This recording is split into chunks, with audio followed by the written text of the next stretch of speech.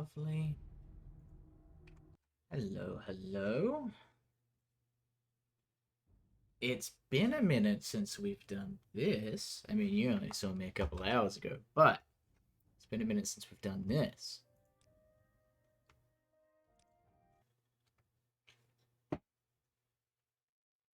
I was doing some leveling and shit in Morrowind. Don't you mind that?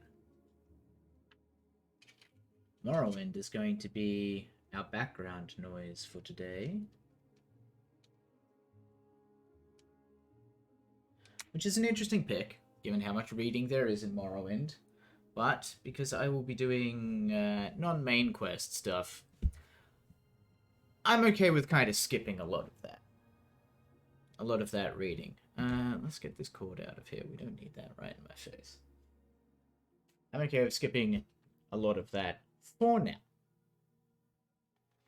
If you wish to read the text as it appears on screen, you'll be able to.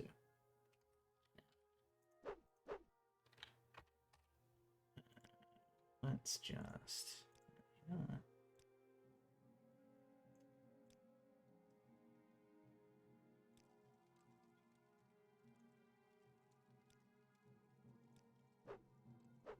Cool. Alright. So, when we last did this, which was quite a while ago, so I will give you a bit of a recap.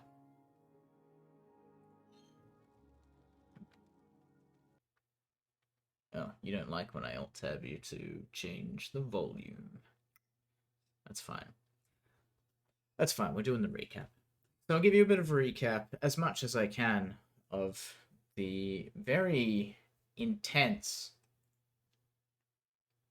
first years of Nesta Markno's life. So Nesta Markno is a poor boy, peasant, grew up in Ukraine, born in 1880s, so quite a, very much before Ukraine had been modernized, or indeed before the Russian Empire had started modernizing, really. It was all kind of, it's all still very agrarian.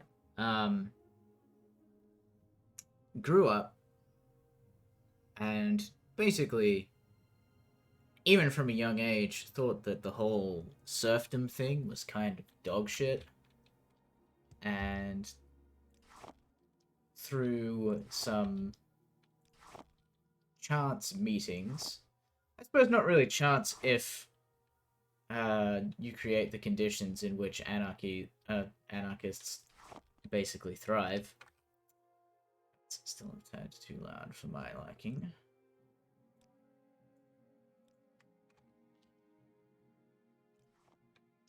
Oof. Now it's too quiet.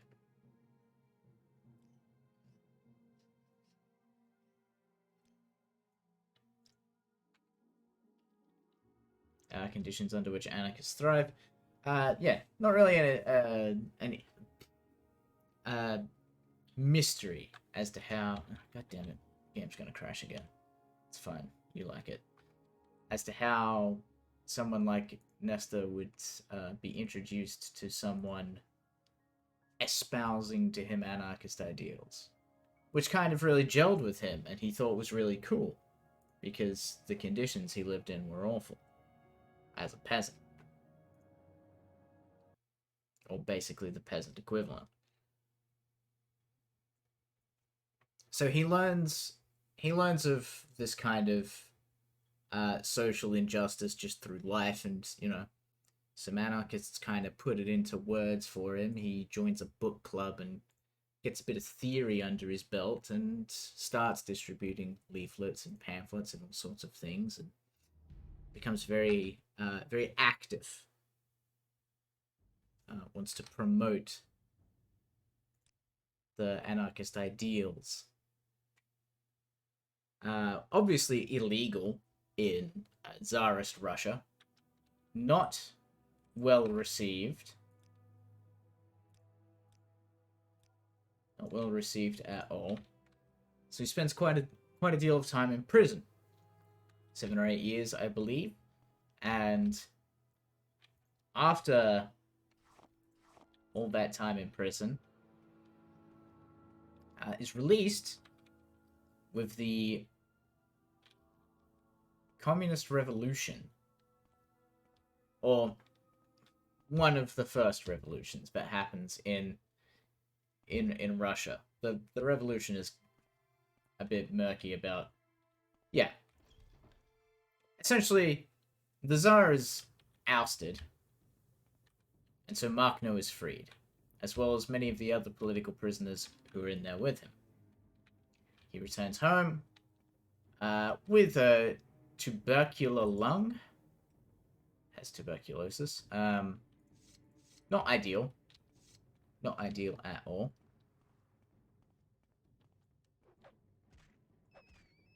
Excellent, that's not too loud. Goes back home to Guliai Polyi, where he lives. Hangs out there for a bit. Sort of starts organizing communes, like little anarchist communes around farming communes, stuff like that. You know, cool stuff. Seizes a lot of property from landowners, which well, I say non-violently. The implication and threat of violence is there, and of course of striking is there. Yes, we're reading. I'm just doing a quick recap. Hello, Nora. The implication and threat of violence is there, backing up his demand that of striking and violence backing up his demand that the people be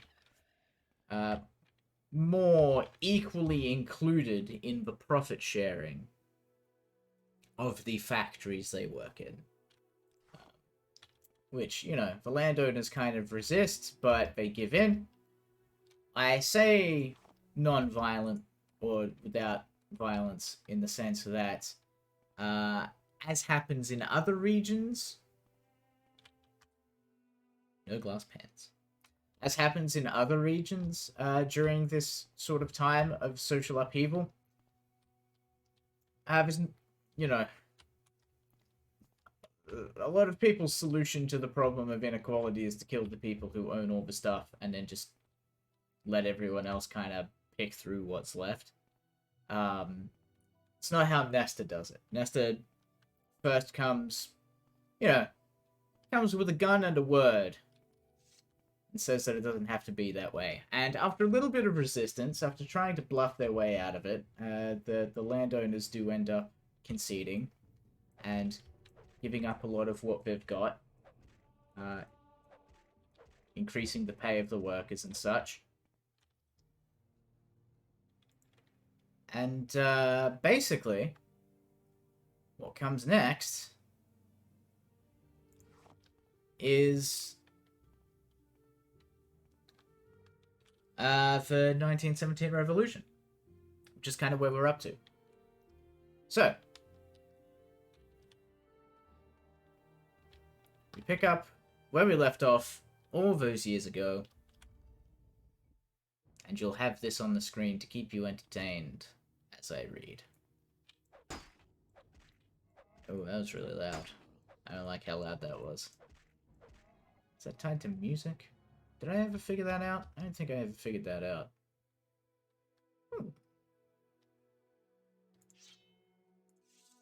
Interesting.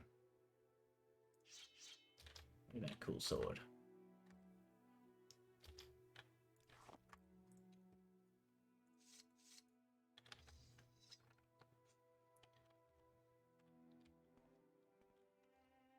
Right, here's what we're gonna do.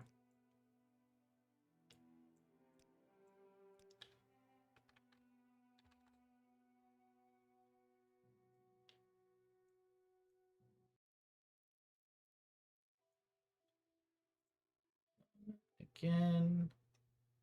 See if it doesn't upset anyone. Good, it's fine, don't worry about it. So we begin. Chapter 7, The Ebb and Flow in the 1917 revolution. Thus far, we have followed the events as they occurred in southern Ukraine. The better to understand the narrative which follows, we would do well at this point to recapitulate in brief the general situation in the erstwhile Russian Empire. The days of rioting in February 1917, known under the name of the February Revolution, put paid to the Romanov dynasty, which was incapable of resolving the problems posed the modernization of the country and its assumption of its place among the most advanced nations. The World War of 1914 cruelly exposed this impotence. Commanded by generals whose sole concern was for their own personal advancement,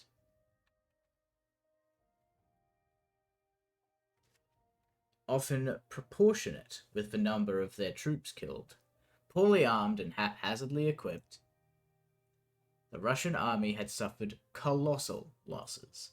Upwards of 9 million dead and wounded, including the Poles, and had no precise notion of why it was fighting.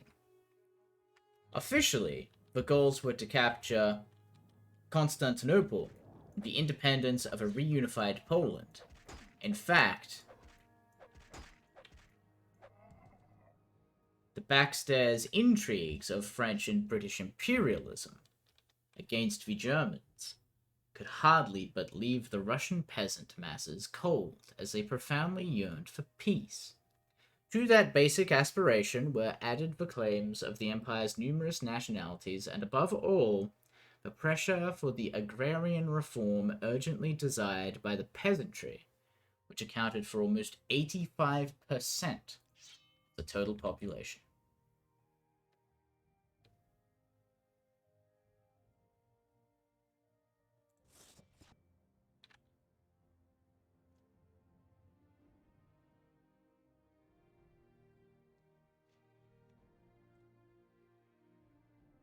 The provisional revolutionary government that succeeded the Tsar felt itself obliged to honor the alliance agreement with the Western Allies and continued the war, which was increasingly unpopular in the land.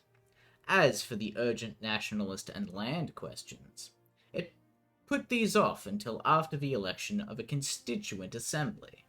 The old dream of Russian democracy, which, equipped with full powers, would resolve all these thorny issues for the best. This political foot-dragging and legislative formalism sparked off an initial left-wing revolt by the Kronstadt sailors, limply supported by the Bolsheviks, in July 1917. And then there was an attempted military putsch from the right in August 1917 by General Kornilov, the army's supreme commander, seeking to restore discipline and prosecute the war to victory. Both threats were contained without much problem, and they merely bolstered the power of Kerensky, an incorrigible chatterbox, and cardboard Robespierre. Kerensky continued to play for time and lost all credibility to the advantage of Lenin, whose influence was ceaselessly growing, in that he was promising the masses so much more, and then some.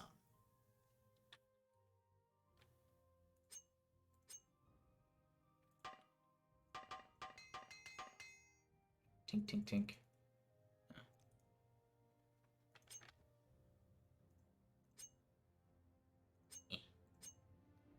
Tink, tink, tink. Identical causes produce identical effects, and Kerensky's House of Cards was collapsed, in turn, by an uprising of several thousand workers and Baltic sailors. Lenin capitalized upon this windfall, picked up the power, quote, lying in the street, end quote, and quote, cobbled together a new government, this time of, quote, people's commissars, end quote.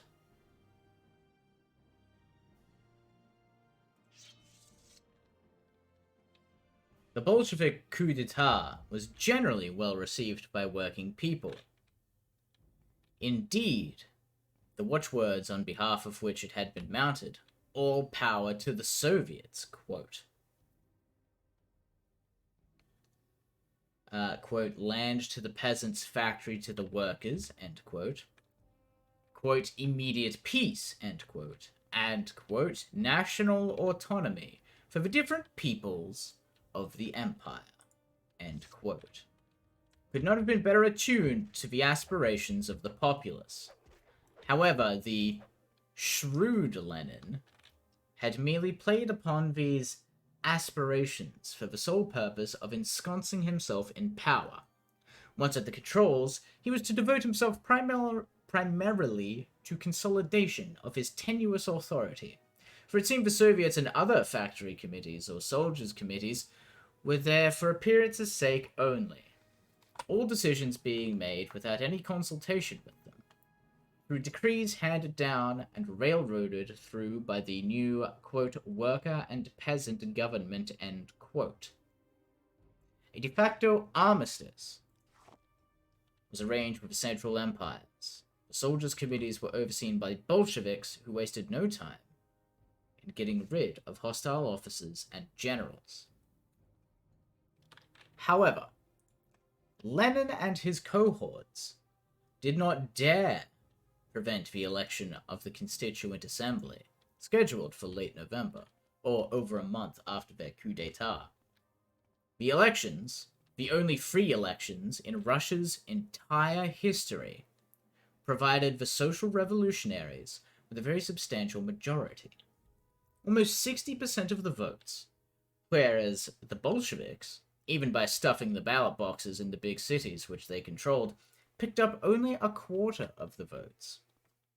This was a resounding repudiation. In principle, the new assembly, due to meet on January 5th, 1918, was to assume the reins in a country and form a government representative of the generality of the citizenry. The Bolsheviks, though, continued to act as if nothing had happened and indulged themselves with a temporary ban on hostile liberal newspapers, set up the Cheka at the beginning of December 1917, and set about winning over the so-called left faction of social revolutionaries by offering them some portfolios and junior positions in the government.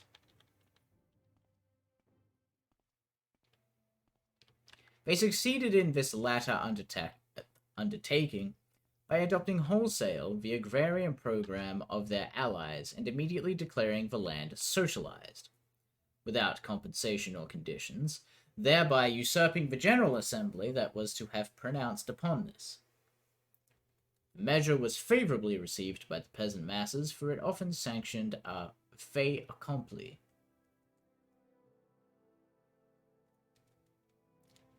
Hence, the dissolution of the Constituent Assembly on the day following its opening session, on January 6, 1918, triggered no great or immediate upset in the country.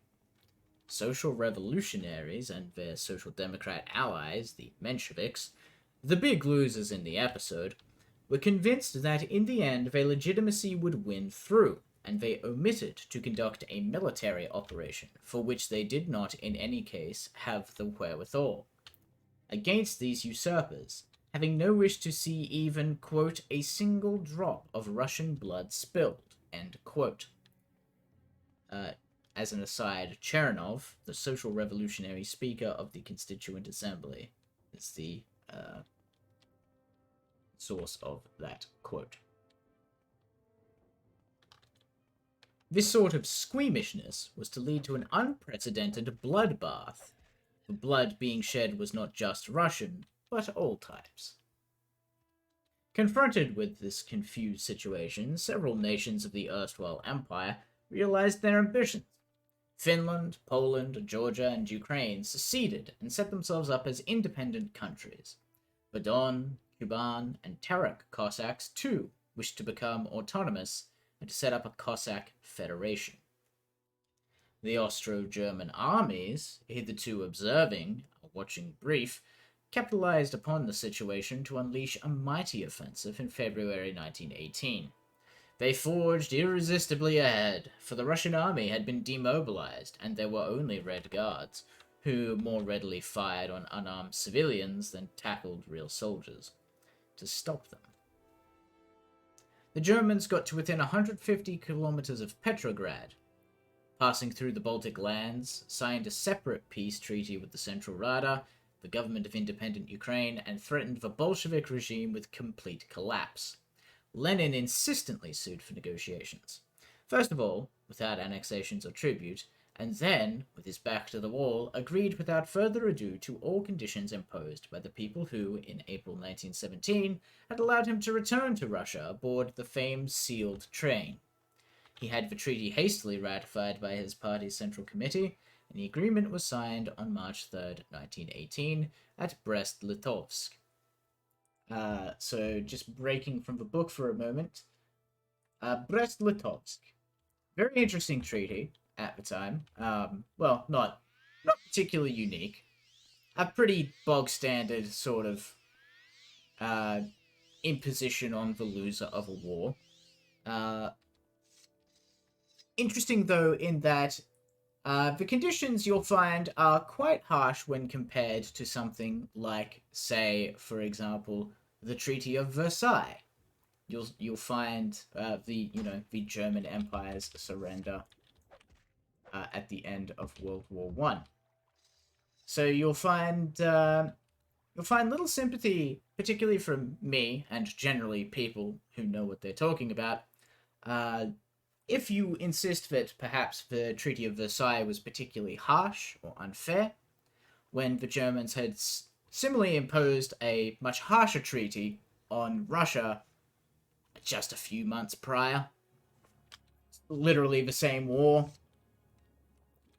Seize some land, demand reparations, etc., etc., despite the fact that Germany had been one of the key aggressors and instigators of the war, and indeed one of the people who escalated it by going through Belgium and the Netherlands.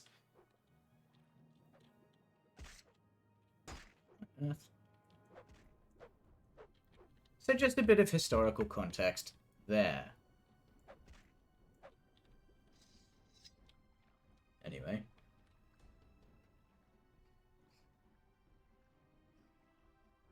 Spicy treaty takes. They really shouldn't be spicy.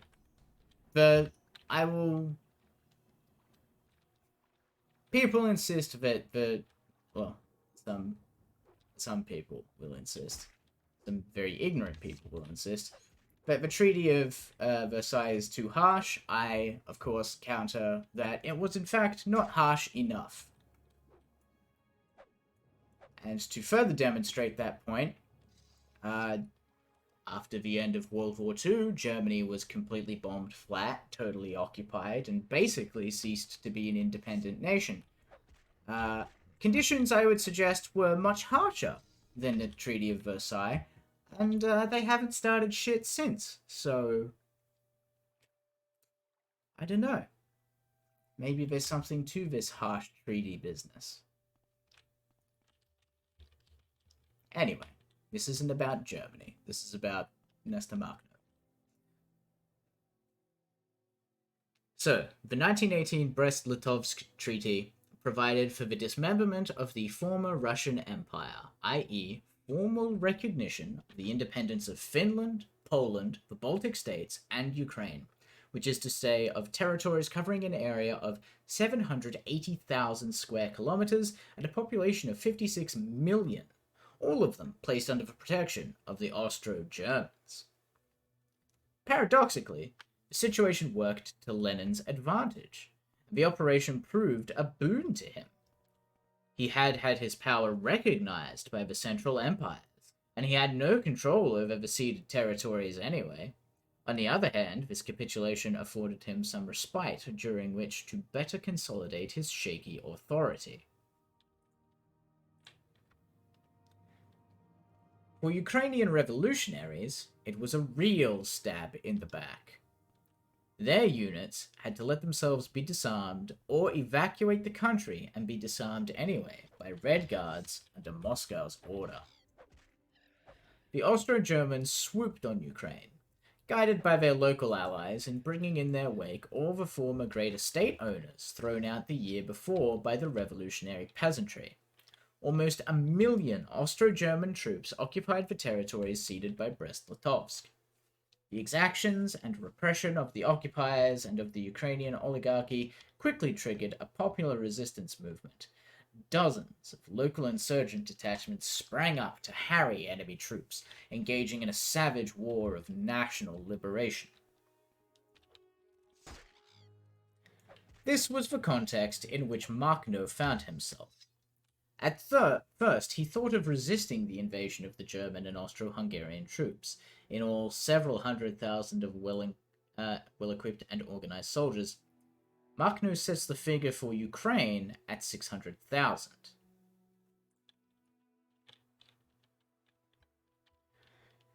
To this end, he proposed in Guliai-Polyi the formation of several battalions and companies, totaling nearly 1,500 volunteers. With his detachment, he meant to join up with Red Guards and partisan groups that looked likely to stand up to the invaders. He managed to secure arms from the Ukrainian Red Guard command and received several carriage loads containing 3,000 rifles, some cartridges, and 6 cannons complete with shells. The city of Alexandrovsk asked the volunteers of Guliai-Polyi to come to its aid. A battalion of peasants, plus the cavalry detachment made up of the members of Guliai-Polyi's libertarian communist group, made for Alexandrovsk. As for Makhno, he was drafted onto the staff of Yegorov, the commander of the front. While trying vainly to get there, the route having worsened, Makhno found himself stuck in a railroad marshalling yard. It was there that he got the stunning news that Guliai-Polyi had been occupied by German troops. In fact, a handful of Ukrainian nationalists from the town, capitalizing on Makhno's absence and that of the region's most dependable units,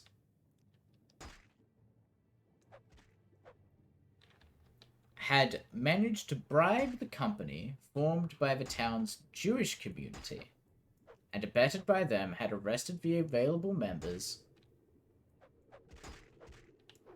of the Soviet, the Revolutionary Committee, and the Anarchist Group, April 15th and 16th. Their treachery complete, these conspirators had then called in the Germans. Among these Ukrainian nationalists, were some landowners, keen to recover estates confiscated for the use of the farming communities. Which is scarcely surprising, but there was also Vasily Sherovsky, the artillery chief, who had been led astray. The worst thing was the part which the town's armed Jewish company had played. Its leader, Taranovsky, who later on was also to be the last chief of staff of the Makhnovist movement, had refused to get involved in the plot.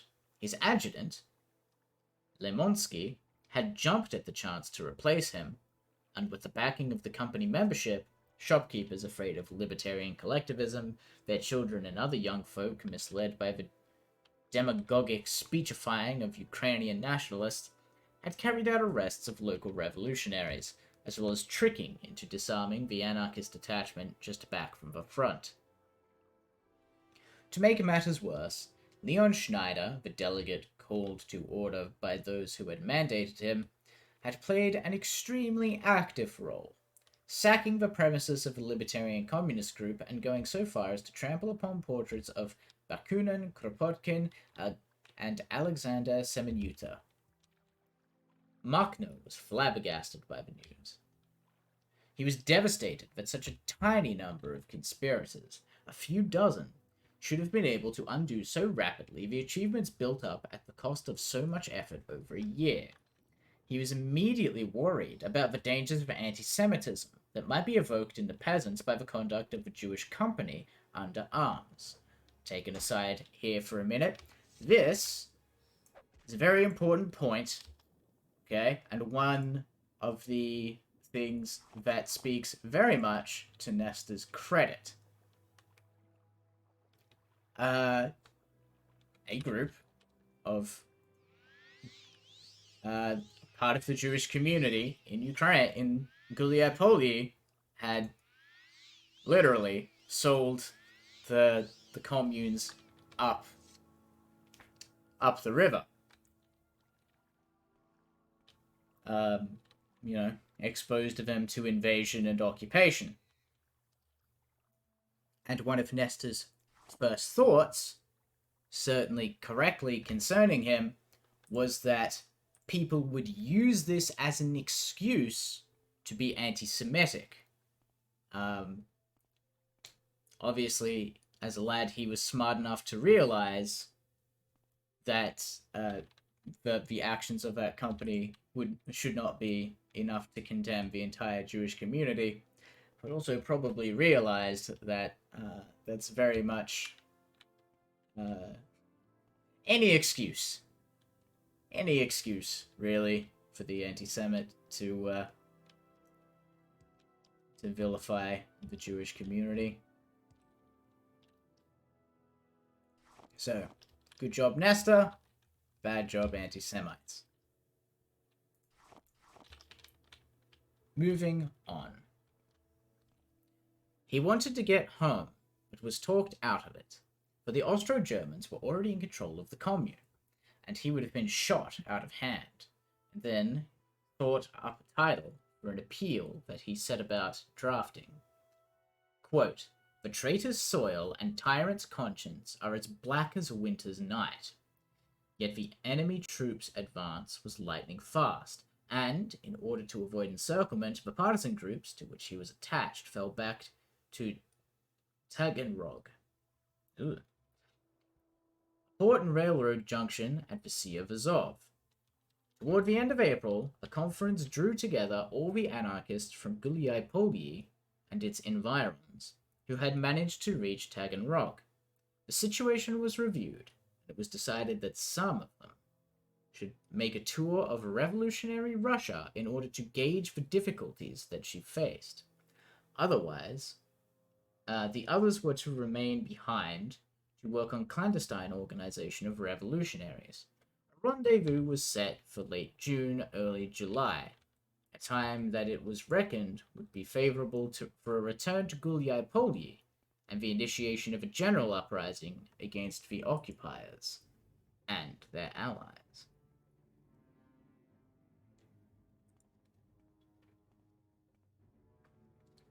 So our summary of Chapter 7, basically, here is that Nestor gets called away with a couple thousand of his revolutionaries are called away to assist the Red Guards in facing the assaults coming from the Central Powers, or the occupation coming from the forces of the Central Powers, rather. And while he is away, the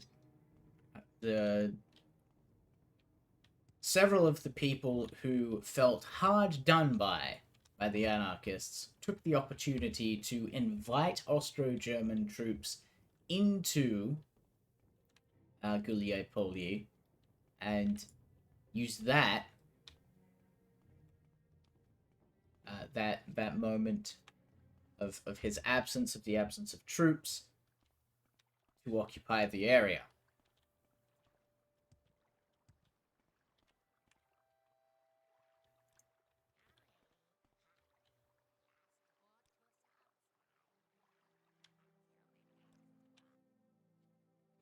Anyway, on to Chapter 8. Wanderings. Machno embarked upon his tour from town to town, moving in a northerly direction, for he was due to visit Moscow and Petrograd. In Rostov-on-Don, he was struck by the disarray of the revolutionaries, anarchists included.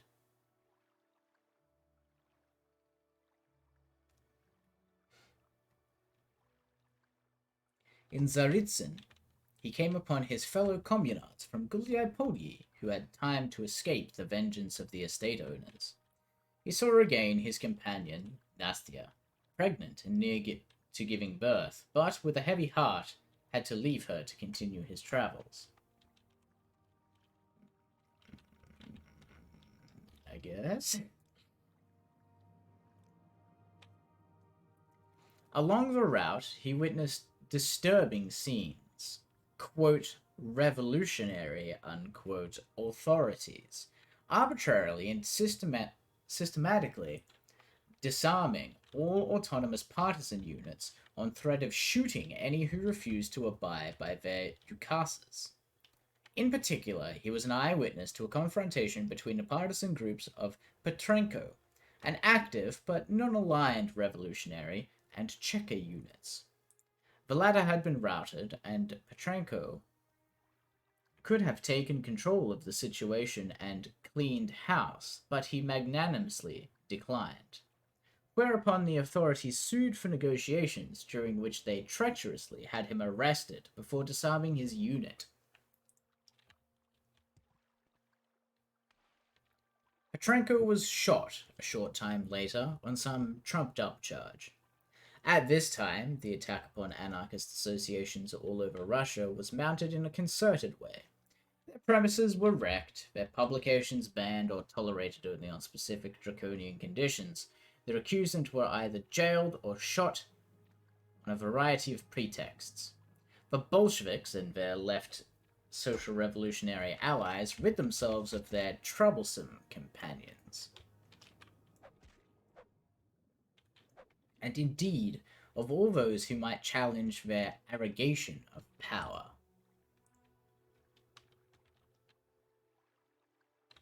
That's right, Rulik.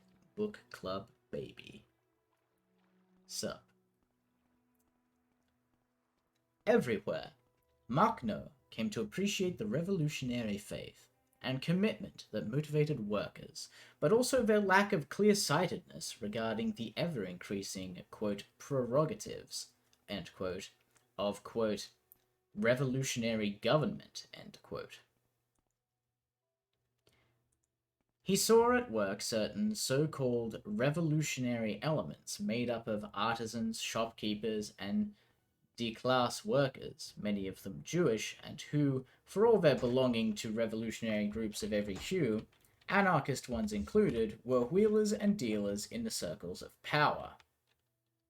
They were going to wind up as a breeding ground ready to tackle all manner of dirty work assigned to them, as Chekists, members of requisition detachments dispatched against the peasants, bureaucrats of every kind.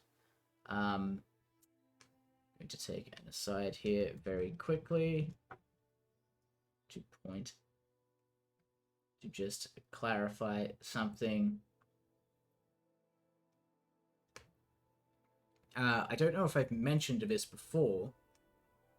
If I have, it's been long enough that it probably bears mentioning again. The term Cheka has come up, or Chekist, Cheka, has come up a couple of times. I just want to make sure that I'm crystal clear. So the Cheka are basically Lenin's version of the Tsarist secret police. The Okra. So the Okra, who were the people investigating Makhno, who arrested Makhno and sent him to prison, actually sentenced him to death, but his sentence was commuted. These are the Okra. The Cheka, for all intents and purposes, I mean, there is obviously a difference between the two, but it is a difference without distinction. Or a distinction without difference. It's... Why can't I think of that? The point is, it's the same thing under a different name, basically. Secret police who will arrest you to consolidate the power of the guy at the top, basically. And you might... It is odd, certainly, to point out that there was a large portion of Jewish participation in the Cheka. And that does feel odd to me. I don't feel particularly good reading that. It is true that early on there was certainly a certain degree of participation by them. It's not factually incorrect, but you have to be very careful with that. That the implication of what that fact means.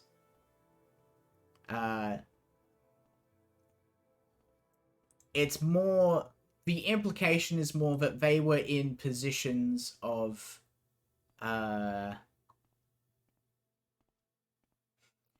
basically they were in positions that made them useful, because as you will see, or as you will know if you know your Russian history, very quickly after, like very soon after this point, there will be quite a few purges, anti-Semitic purges. Anti-Semitism, of course, runs rampant during the Russian Revolution. So it's not like they're being particularly favored by the Russian government, or Soviet government, as it might be. It's not that they're in on some plot or that they're devious. It's just that the role in society that would become the Cheka was at the time have a Jewish population in it. But again, as Machno says, this is not an excuse for anti-Semitism. No. You leave those people alone. Check its members of requisition, blah, blah, blah, blah.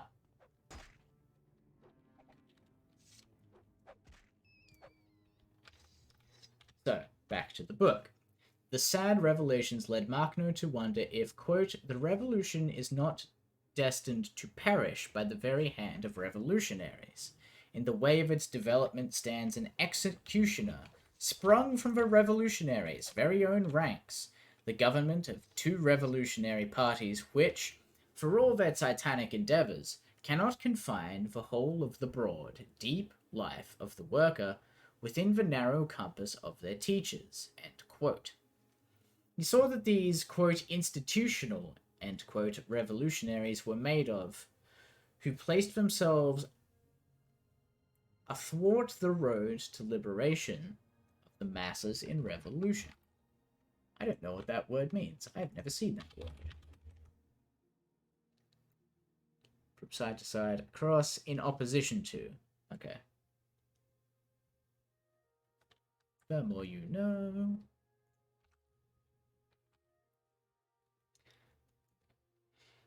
Machno continued his journey aboard an armored train, with a company of Red Guards in tow.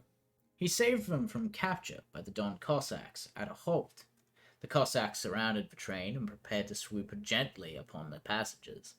Nestor ingeniously advised the unit's commander to fake a sudden artillery exercise so as to hold back the crowd and seize the chance to extricate the train. His ingenuity was to extricate him thus many a time from worse jams. He stopped over in Saratov, in the Volga estuary, for a few days before moving on to Astrakhan, albeit not without some difficulty, as his only travel pass was his credentials as delegate from the Gulyai-Polyi Revolutionary Committee. In the end, he completed the first stage of his trip by arriving in Moscow, which had been made the regime's new capital because Lenin thought that Petrograd was too exposed. For those of you who don't know, by the way, Petrograd is St. Petersburg.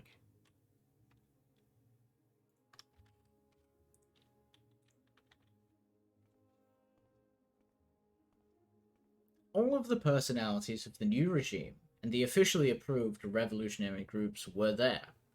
Machno who strove right away to make contact with the anarchists, noted how the new regime had the libertarian movement under surveillance, and it was only with difficulty that he managed a meeting with its most active militants.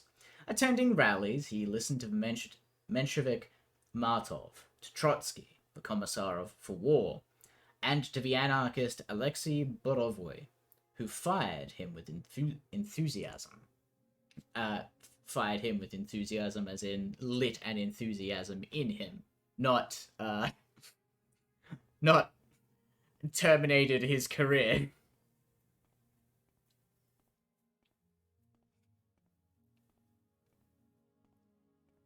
He met up again with his prison buddy, Ashanov, who, for want of something better to do, busied himself with the League for the Propagation of Libertarian Ideas, publishing the classical works of Bakunin and Kropotkin. Moscow struck him as the heartland of a, quote, paper revolution, end quote, that attracted all socialists or anarchists who were enthused by one and the same thing. Quote, lots of talk, writing, and from time to time condescending offer of advice to the masses, but at a distance, from afar, end quote. He met Kropotkin on the eve of his moving house to Dimitrovka, on the outskirts of the capital. The apostle of anarchy made him affectionately welcome, answered his questions satisfactorily, and talked to him at length about the peasants of Ukraine. But whenever he sought his advice about what he intended to do upon his return home, Kropotkin categorically refused to offer the slightest advice. Quote, this matter is bound up with a very great risk to your life, comrade, and you alone can give it a proper answer. Which is, to divert, frustratingly characteristic of a lot of anarchists. Anarchists will, of course, they of course value, or at least libertarian anarchists, anarcho-communists, very much value autonomy. Think that, making your own decisions is the most important thing in the world. Or is one of the most important parts of being alive. And, there's certainly something to that. A person's autonomy is, it must be respected. It's a great thing. However, some of them will stick to this belief so doggedly that if you were to ask them for advice, they will say, no, it is not my place. It is not my place to help you, to help guide you, to help you formulate a worldview. Well, not to that degree, maybe, but they will, Makhno saying, I don't know what to do with Ukraine. I don't know. Like, Guliopoli is occupied. The Bolshevik government is looking kind of authoritarian. Like, what are we gonna do? Like, what do I do with Ukraine? And the best Kropotkin can do is say, whatever decision you make, it might get you killed. So I can't make that decision for you. You gotta figure it out yourself. Which can be maddening. Can be absolutely maddening when all you want is an opinion, or some advice, or someone else's perspective. Even I do it. Even knowing that, and knowing how absolutely infuriating it is, I still do it sometimes. I will still sometimes people will ask me for advice, and I'll just say, well, ultimately it's your decision, and leave it up to them. And people will kick me and hit me and throw things at me and say that's not helpful, which it's not exactly, but it is important. Back to the book.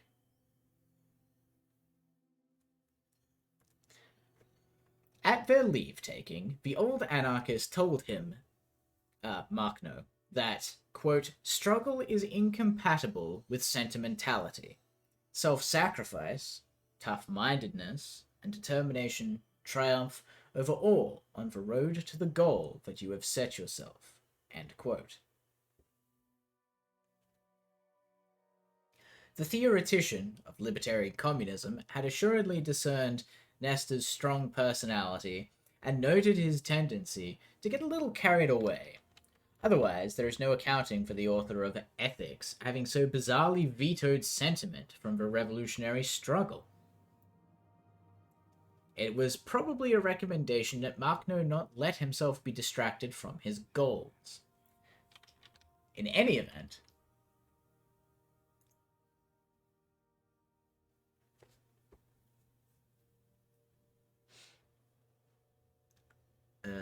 it made its mark upon the one-time terrorist and convict who was to bear it in mind at all times thereafter.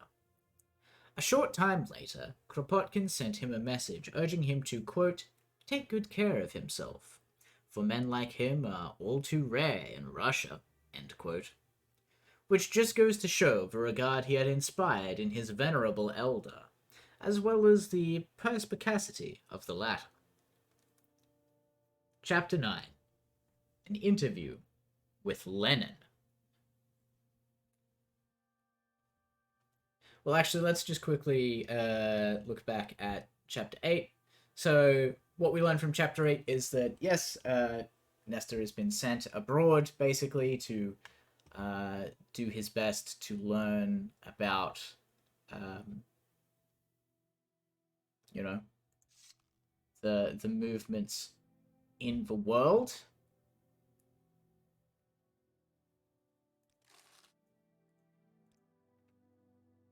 Do I?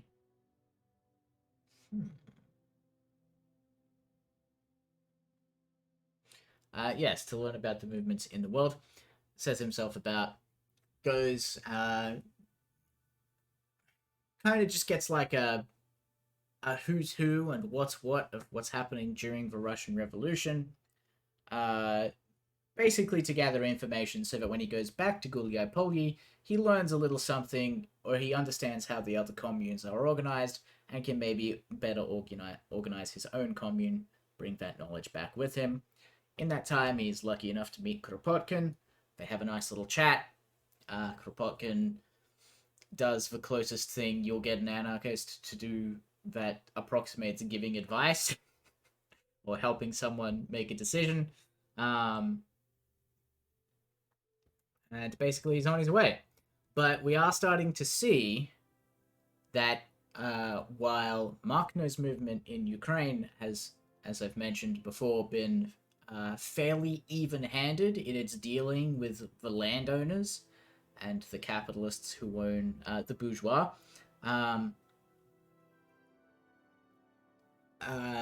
we're seeing further around that the Bolsheviks and the Cheka in particular are not so even-handed. They are more inclined to pursue violence as a first and last response, not just against bourgeois, but also against anarchists who they think might not be cooperative in the future.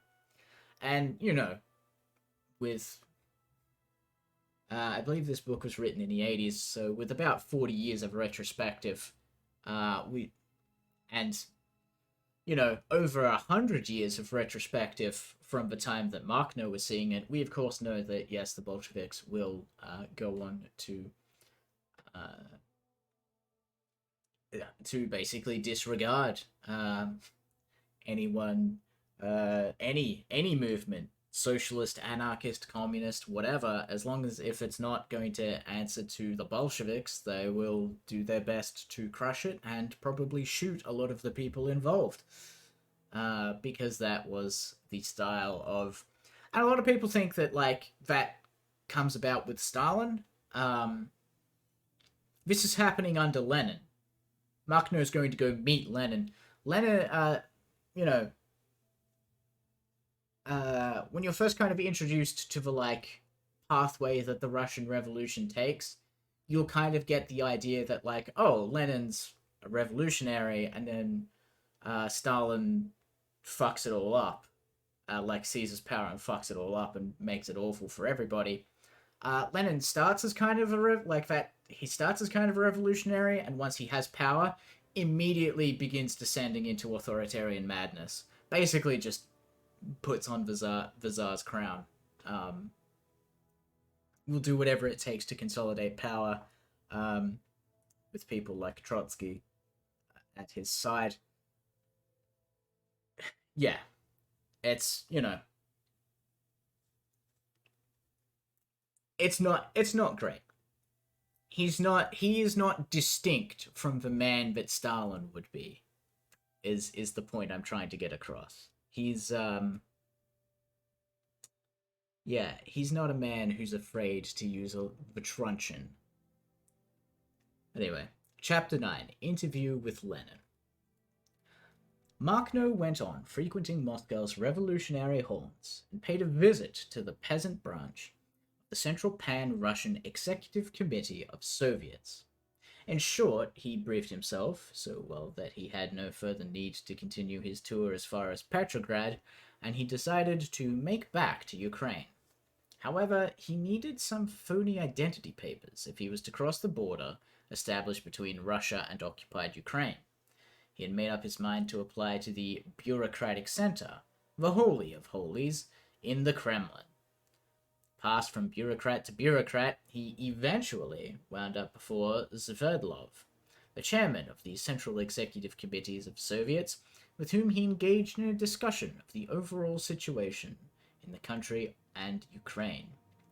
Sverdlov found his views of such interest that he suggested an interview with Lenin himself for the following day. An appointment was made. By contrast, Sverdlov proved incapable of obtaining a room for Makhno, who was without lodgings. So the boss of the, quote, blotting paper revolutionaries, end quote, could arrange for him to meet with the, quote, supreme guide, end quote, but was utterly powerless in the matter of his lodgings. What a disparity of powers. Nestor was taken in by a friend he had met inside Butirki,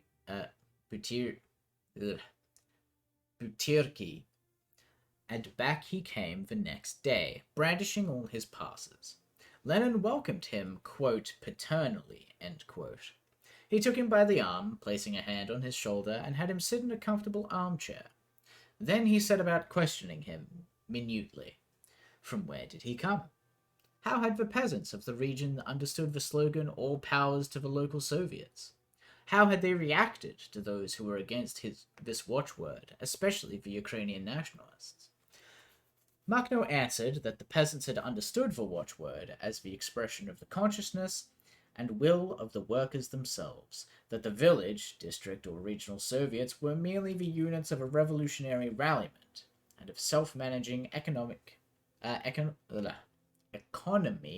serving the struggle against the bourgeoisie. Lenin came back to this matter 3 times, asking him if he regarded that interpretation as correct. When Nestor answered in the affirmative, Lenin then stated that the region had been contaminated by anarchism, and that influence would not last. Sverdlov joined in the conversation and asked Makhno if anarchism should be fomented among the peasantry, whereupon Lenin pronounced that would be to usher in counter-revolution and lead to the proletariat in perdition. Makhno then lost his cool and protested that it would be nothing of the sort. Lenin set about rephrasing his comment.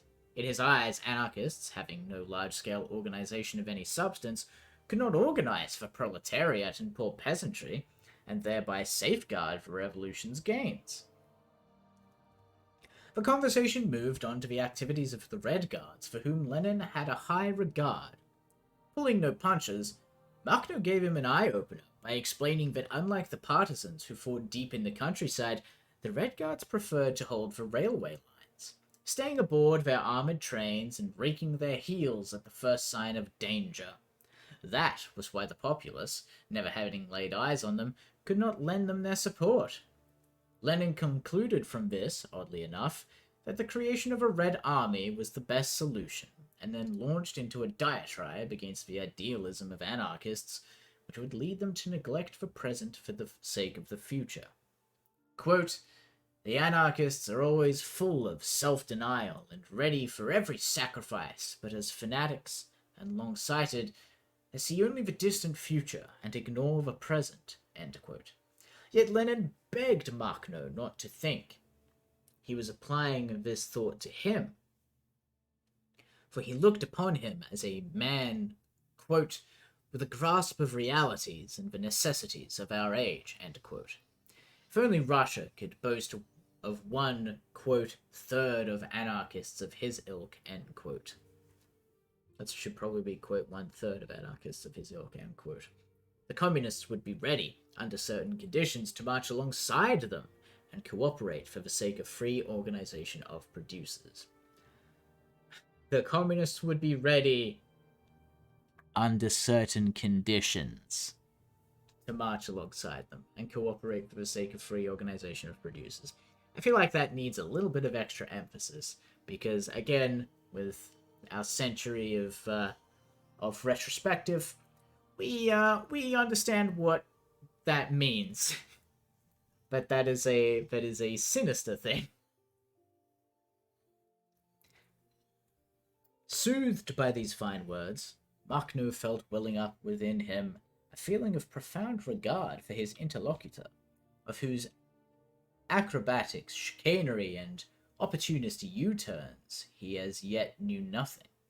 As for anarchists' alleged concern with the future at the expense of the present, he raised the example of Ukraine, correcting Lenin, who, like many Russians of every persuasion, had used the expression, quote, "south of Russia," or, quote, "southern Russia," end quote, where most of the partisan groups that had fought against the reactionaries were led by anarchists. Moreover, nearly all the communes or associations had been set up at their instigation. In quoting these tangible examples, he showed that it was dear that anarchists stood foursquare in the, quote, present, where they looked to what might bring them closer to the future to which they gave, to be sure, every consideration. As he finished speaking, Makhno looked Sverdlov directly in the eye. Sverdlov's face clouded, and he blushed slightly, but went on smiling at him. As for Lenin, he opened his arms and declared, quote, "Perhaps I am mistaken." End quote. Had he known, at that precise moment, that a few years on, Makhno would be giving him sleepless nights, and that he would be making him the quarry for his pack of Chekists and special units of the Red Army, Lenin would have realized that he was indeed mistaken, and without any doubt at all he would promptly have repaired his error, for all his ingratiating manner and sweet words, by having his enemy-to-be cast into the dungeons of the Cheka. The conversation limped along while a little longer, but the essentials had been covered. Lenin, again in his, quote, "fatherly mode," end quote, asked Makhno's requirements in respect of identity papers and promised to do the needful for him. Some days later, towards the end of June, kitted out with these papers, essential if he was going to get through various checkpoints, Makhno took the train bound for Orel.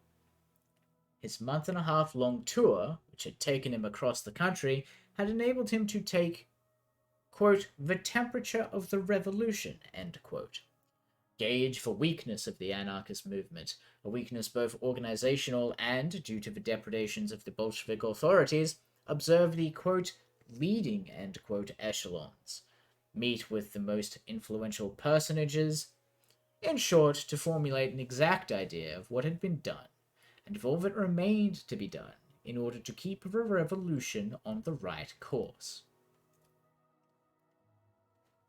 So, Chapter 9, we meet Lenin, we have a chat with Lenin, and Lenin does a very classic politician thing, really. Starts talking some mad shit. Oh, these anarchists. Oh, excuse me. All these anarchists, what will we do with them? They're useless. Oh, sure, they believe things, but God, well, they can't see the forest for the trees. And upon getting any pushback from Machno, is like, oh, well, I mean, obviously, I'm not talking about you. You're one of the good ones. And I guess maybe I was mistaken. And then just leaving it there, you know? Obviously, I wasn't in the room when Machno and Lenin had a conversation, though to be a fly on the wall for that meeting. Um, but we all know that maybe I'm mistaken. We've all heard that from someone. Someone who thinks I'm not at all mistaken. You're an idiot. I am not going to reconsider my position in the slightest. In fact, I'm going to entrench myself further into it because of this conversation.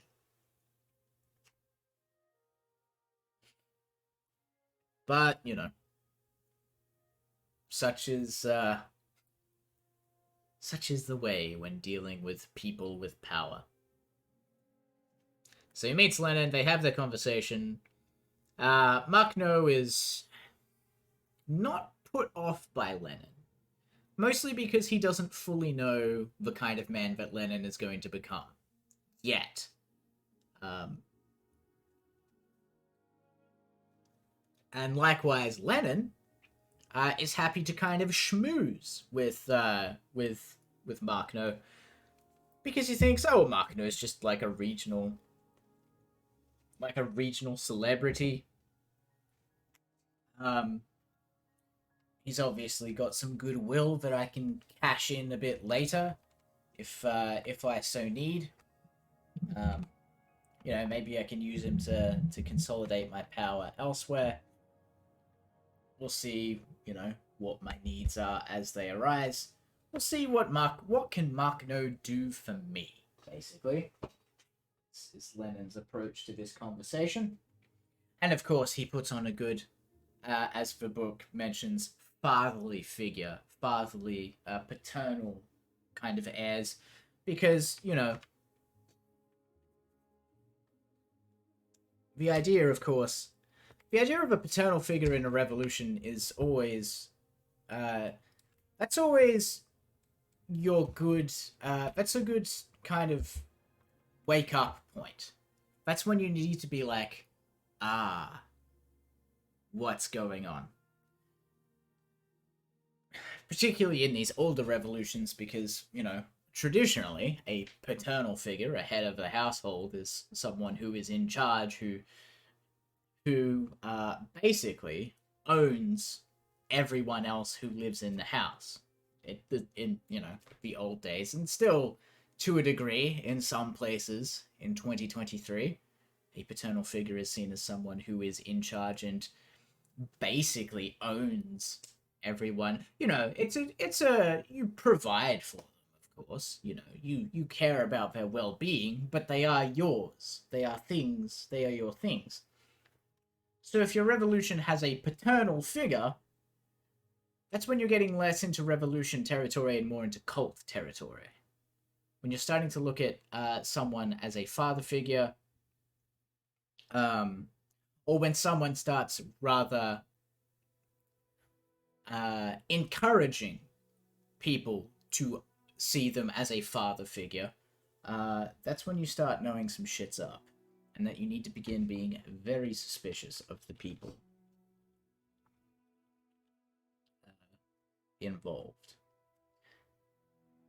But enough commentary on that. We go back to the book. Chapter 10. Back home again. Upon arriving in Orel, a border town, Machno was imprudent enough to climb down from a train and was unable to board again. The carriages were cramped by passengers. He managed to get across the border even so, disguised as a Ukrainian reserve officer. He came upon some Jewish friends from the Guliai Polyi who briefed him on developments locally, including, among other things, the death of his older brother, Emilian, a war invalid who had been mistaken for Nestor and shot by the Germans. His other brother, Sava, had been arrested, his mother house destroyed, his mother taken in by neighbors. Finally, there were the shootings and torture directed against many anarchists and revolutionaries from Guliai-Polyi.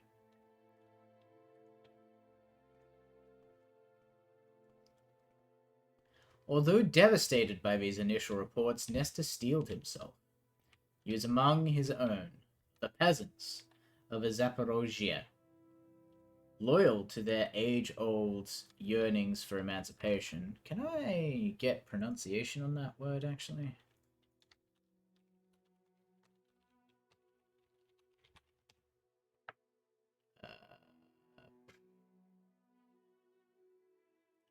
Okay, let's get...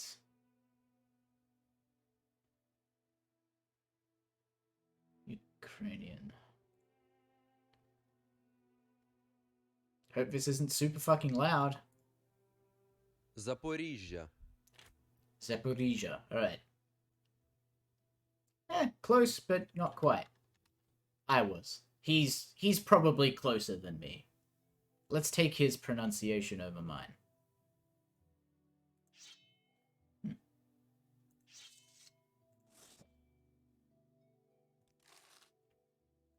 Zaporizhia. Alright. Loyal to their age-old yearnings for emancipation, far removed from the decrees and other pious pronouncements of Moscow, capital of, quote, paper revolution, end quote. Here he was now at the heart of the real problem, and only upon himself and those of his comrades from the Guliai-Polyi anarchist group who had got away could he rely for a resolution. The closer he drew to the land of his birth, the more people he met who knew him. He was obliged to trade his Ukrainian officer's uniform for civilian clothes. At one stop, he was warned by his friend Kogan from Guliai-Polyi, but the German police had boarded the train to search for him. He hurriedly left his carriage and covered on foot the 27 kilometers to his destination, the village of...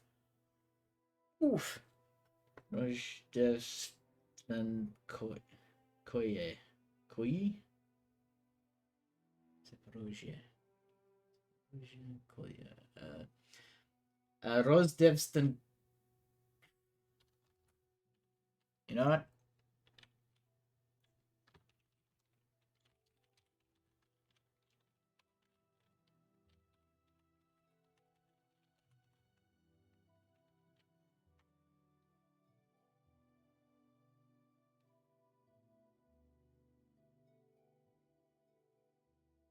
There. That's where he went.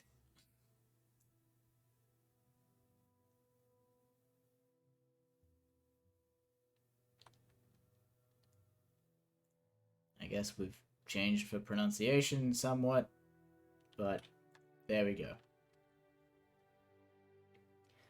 Some 21 kilometers from Guliai-Polyi. At the border, Makhno had spotted some notices in German.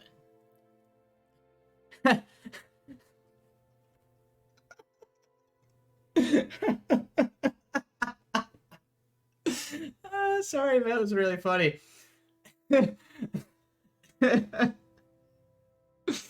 This is so characteristic of early 20th century Germans. At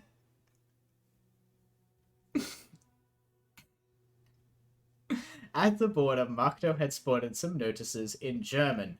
Quote, Deutsches Vaterland, end quote. Just means German territory. Just showed up, put down a sign. You know how there's the meme of, like, Britain, the United Kingdom, the British Empire, going to, like, Africa or India or wherever in the globe, like, name a fucking continent, putting down a flag and being like, yes, this looks a lot like Britain now to me. Yeah, that's early 20th century German conduct for Eastern Europe. It's like, this looks like das Deutsche Vaterland.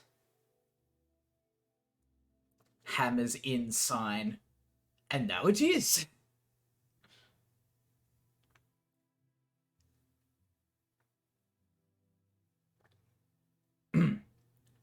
Ukraine had become an integral part of the German and the Austro-Hungarian Empire. More devastating still, since Brest-Litovsk, an expeditionary corps had been in occupation, enforcing German order. The Central Empires, delighted with the assistance rendered by Lenin and his government, hoped to draw from Ukraine's rich natural resources the wherewithal for a second wind in their war in the West against France, Britain, and the United States.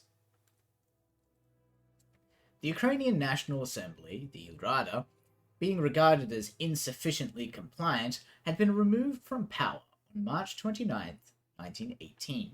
The occupation had replaced it with the hetman, Pavlos Skoropadsky, whose forefather had been the last hetman of a free Ukraine prior to its annexation by Russia in the 18th century. A mere puppet on a string, the hetman had formed a national guard, the Varta, an auxiliary for the Austro-German governors of the country. The Ukrainian bourgeoisie and feudalists had wasted no time in rallying around the new regime, for in that way they might use occupation forces to counter recalcitrant peasants before reclaiming the estates and assets of which the peasantry had collectively dispossessed them. The vengeance of these, quote, lords, end quote, was savage. Thousands of peasants were flogged, imprisoned, shot, or hanged. The whole country was ransacked. All food, consumer goods, and material were shipped off to Germany with the blessing of the hetman and the local squirearchy. Let us look at the testimony of one John Zidius, a Russified Greek living in Odessa, a dyed-in-the-wool capitalist, and, liberal as he was, scarcely to be suspected of subversive views. Quote, German and Austrian troops having entered Ukraine, their command had decided upon the attitude it would adopt regarding the revolutionary distraint upon the estate of the Pomyschikis. As the main concern of the Central Powers was to siphon off Ukraine's reserves for their own benefit, whereas the establishment of an equitable social peace left them wholly indifferent, they offered to side with the bourgeoisie, and above all, the big estate owners. Not only did the German occupation authorities show themselves conciliatory and well-intentioned towards the Pomyschikis, bringing none of the weight of their rule to bear upon them, they even went out of their way to do anything in their power to be agreeable to them. Above all else, the estate owners were to be restored in their property rights, which revolution had stripped from them. This was one of the most shameful episodes in the entire history of the Civil War. Let it be stated frankly, their conduct towards the peasants ensured that the infiltration of revolution, which had been interrupted for a time, came back with a vengeance once German troops evacuated Russian soil.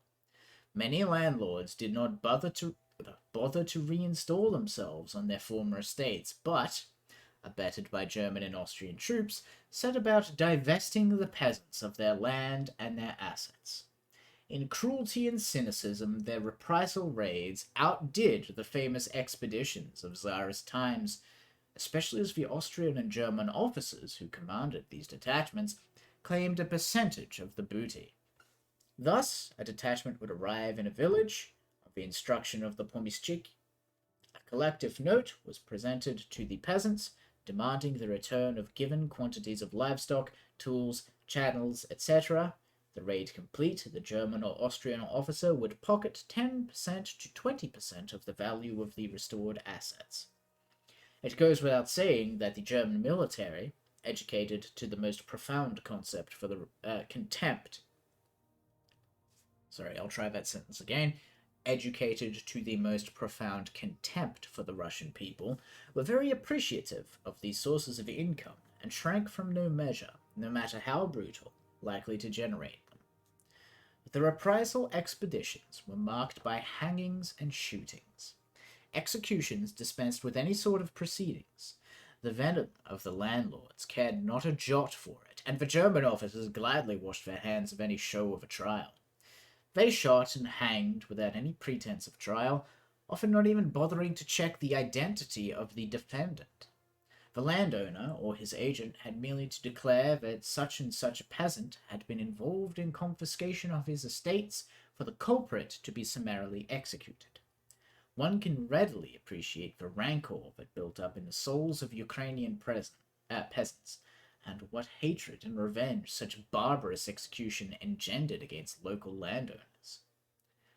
Powerless against the armed might at the disposal of their oppressors, the peasants knuckled under and suffered as they awaited their revenge.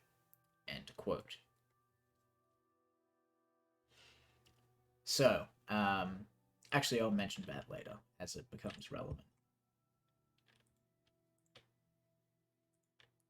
As an active revolutionary center, Guliai-Polye merited special treatment. The members of the Soviet Revolutionary Committee and the Libertarian Communist Group were denounced by Ukrainian nationalists and the local bourgeoisie. Once arrested, they were tortured and shot, excepting those who had successfully gone to ground and who were living in a clandestine existence. Among the anarchists to fall victim to this white terror was the group's first secretary.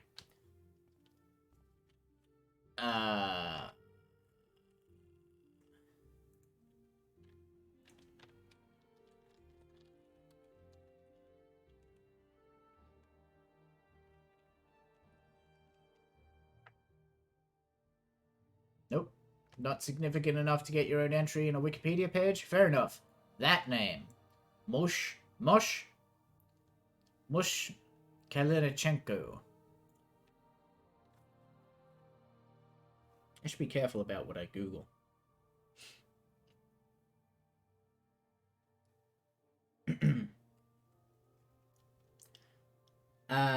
Was the group's first secretary, Mosh Kalinichenko. Shot, but still alive after the opening salvo, he continued to berate his executioners before being finished off. Lyobo Gorelik, a very active libertarian from the town's Jewish community, was beaten to death. Stefan Shepel and Krostelev, known as Kudai, courageous militants, also perished. Nesta's older brother, Emelian, almost blind following a wound sustained during the Russo-Japanese War in 1904, was shot in front of his wife and their 5 young children. Others were jailed in Alexandrovsk to await the same fate. Alexander Kalashnikov, Nesta's other brother, Stava. Such was the picture of devastation uncovered by Makhno upon arrival here, where, for nearly a year, he had made an intense contribution to the founding of a free community based on social justice. He re-established contact with those close to him. His relatives and several members of the anarchist group returned, like him, from Russia as agreed at the Taganrog conference. Every one of them advised against showing his face again in Guliai-Polye, for he would be instantly denounced by some narc in the pay of the occupation, arrested, and speedily executed. For some weeks, he hid in a neighboring village. Then, unable to stand it any longer, he returned to his native town one night to seek out some reliable peasants there. With them, he evaluated the situation and briefed them on his travel experiences. The letters that he had written them had been reproduced for circulation in the area. In them, he had advocated autonomous and organized action by the peasants and counseled against terrorist acts that would draw down foreseeable repression and hamper the overall organization of the insurrection. Above all, he was against acts of vengeance against members of the Jewish company who, intimidated or bamboozled by Ukrainian nationalist threats or promises, had assisted the arrest of Guliai-Polye's revolutionaries. Such acts might be misinterpreted and give rise to a display of anti-Semitism, thereby compromising the region's revolutionary reputation.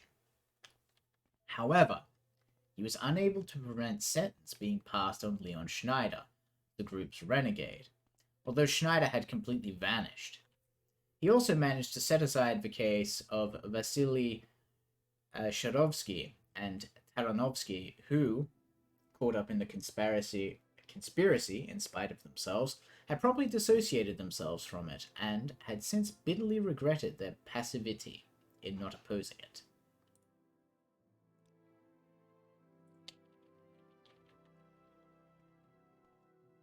Makhno reckoned that the political preparation of mines was the priority.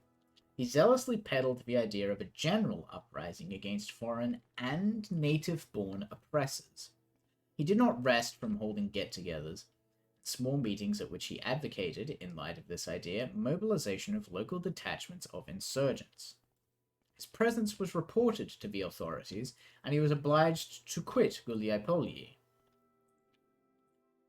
However, now that it was known that he was around and trying to organize armed bands, they did not dare execute anarchists jailed in Alexandrov for fear of reprisals. A substantial price was placed on his head, the dragnets and searches were stepped up. He narrowly escaped one enemy patrol simply because, caught in the act of explaining the operation to some Colt and Mauser revolvers to some peasant friends, he was able to offer an immediate practical demonstration and thus extricate himself. I'm sorry. That's some very colorful language. Let's, I love a biography with a flair for the dramatic. Let's read that again. So, he narrowly escaped an enemy patrol simply because, caught in the act of explaining the operation of some Colt and Mauser revolvers to some peasant friends, he was able to offer an immediate practical demonstration and thus extricate himself. Basically, he was showing some peasants how some revolvers worked, and some of the occupiers came looking for him to arrest him, and he's like, oh, let me show you. Bang. You guys hang on to that. I'm off. I've got something to do. I must be elsewhere. The first detachment, calling itself Makhnovist, was formed in a village near Guliai-Polyi, Voskresenska, and it mounted raids against squires and the enemy's first detachment. Makhno also began to lead the same sort of attacks along with peasants from Tenovka village, but he nonetheless felt that the lead should come from Guliai-Polyi, which enjoyed huge popularity throughout that part of Ukraine. So he went back there and, with the agreement of his comrades, decided to blow up the Austro-German district command center in the township.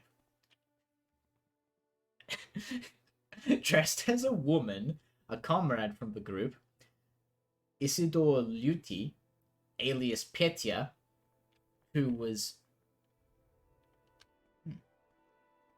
never far from Makhno's side and served as his bodyguard, went off to reconnoiter. As for Nesto, he dressed up as a young woman, making up his face and equipped with some powerful bombs, set off with Petya to carry out their mission.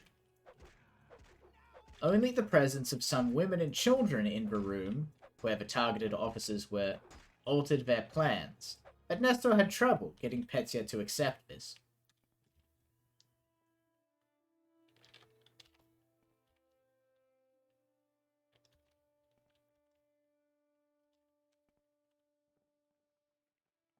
Indeed, it was at all times, as a conscientious militant, that he evaluated their operations and their consequences, and he was very well aware that this instance, which would inevitably have cost the lives of innocents, would have been very badly received by the population.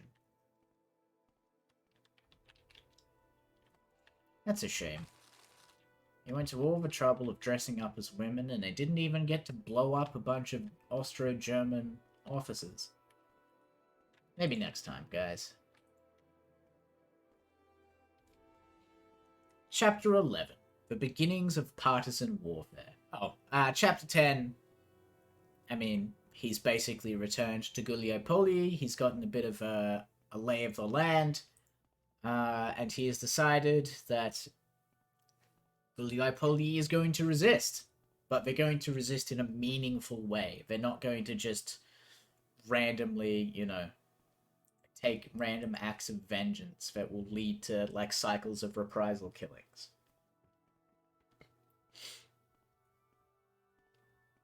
Chapter 11: The Beginnings of Partisan Warfare. Having peddled the idea of a general insurrection throughout the district, Makhno and his companions resolved to strike and to make the first move by occupying Gallipoli, which they had designated as the insurgent center.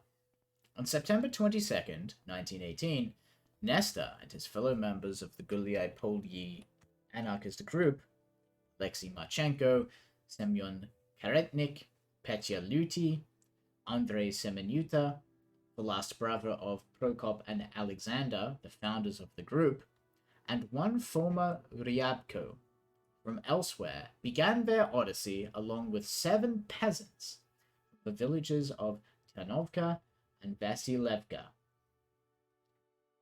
The group was some 90 kilometers from Gallipoli and reckoned to cover that distance in 9 hours. Nestor, disguised as the captain of the Vata, stood on a chanka, atop which a Maxim gun had been mounted. His companions followed on horseback, armed with rifles. I'm sorry.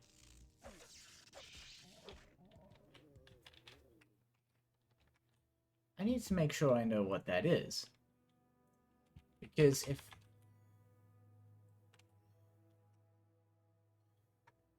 Okay. Oh, there you go. Perfect.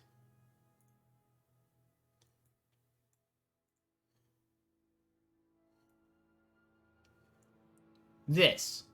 This is what Nestor is riding on.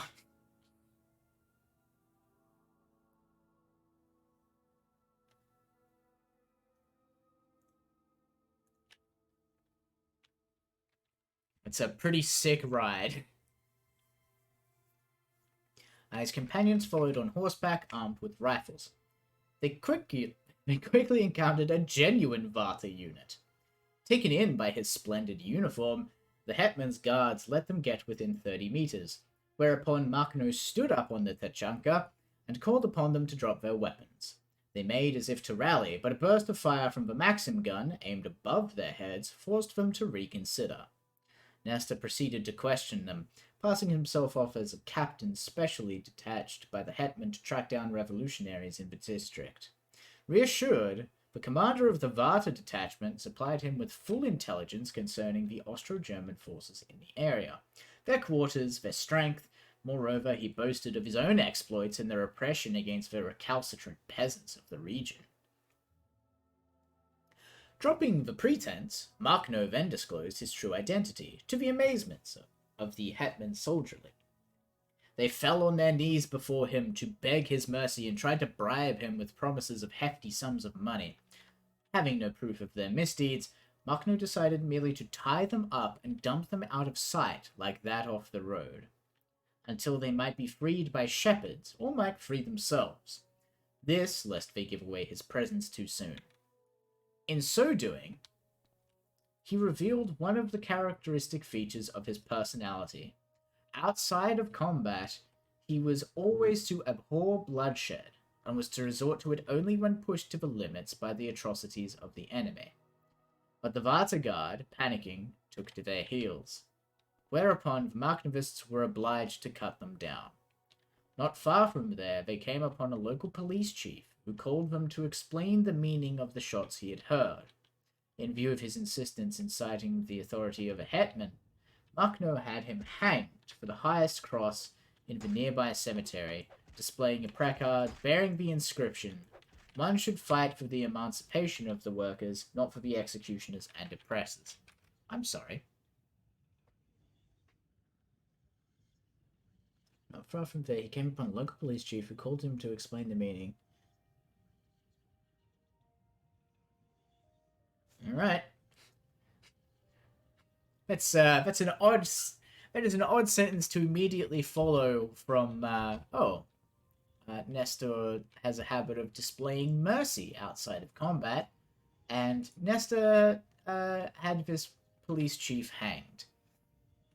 I mean, I understand that it's not the same, but it's a bit jarring. This episode can serve as an archetype for all that were to ensue. Markno and his companions were often to show up disguised as regular soldiers and, capitalizing upon the element of surprise in the stratagem, disarm and punish their enemies. The next night, pressing on with its ride, Markno's detachment passed without mishap through villages lying on the route to Guliai-Polyi, thanks to the uniforms they were wearing. They arrived in Guliai-Polyi in the early morning, and at the last minute just avoided running smack into numerous German troops, having just enough time to scurry away and hold up in a nearby forest.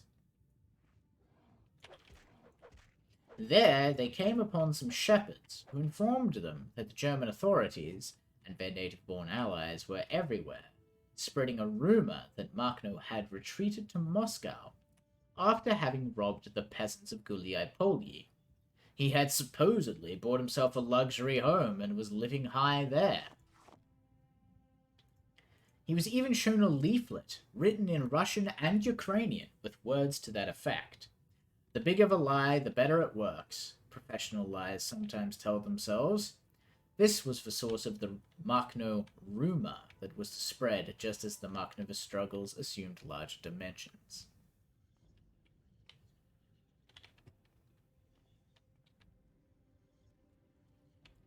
A little later, when they were in Marfopol, a village adjacent to Guliai-Polyi, Markno and his band encountered an Austrian detachment accompanied by a squadron of the Hetman's police.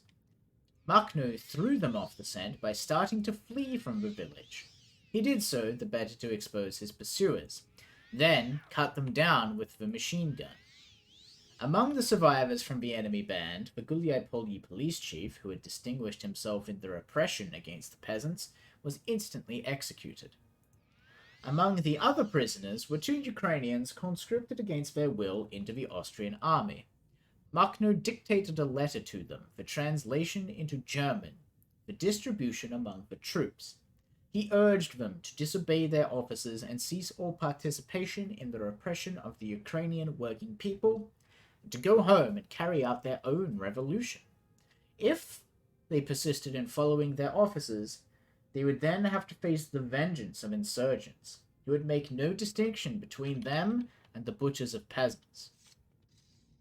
He released these soldiers with that message then.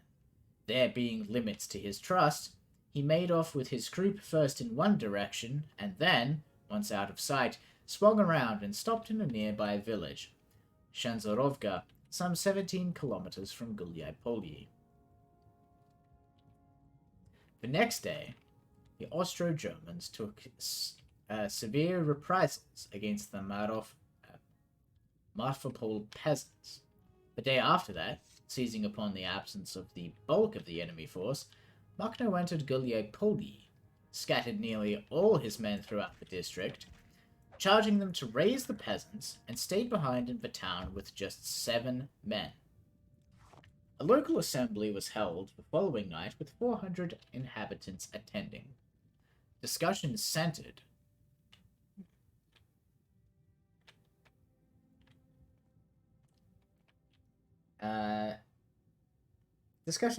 on the best way of launching the insurrection, where and how to direct it, how to seize hold of the bulk of the enemy troops and disarm all occupiers. The whole program was worked out for the next night.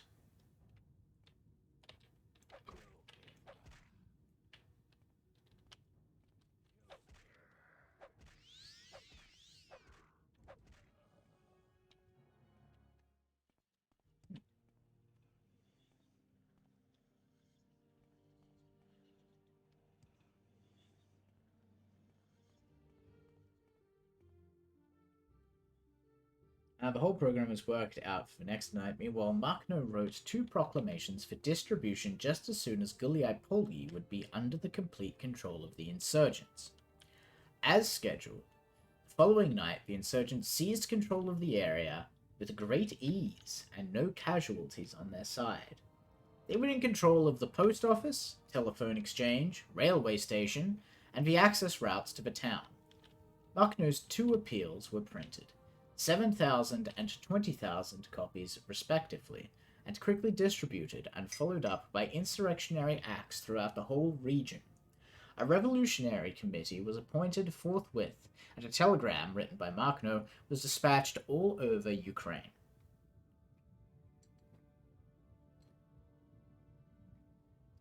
To everyone, everyone, everyone.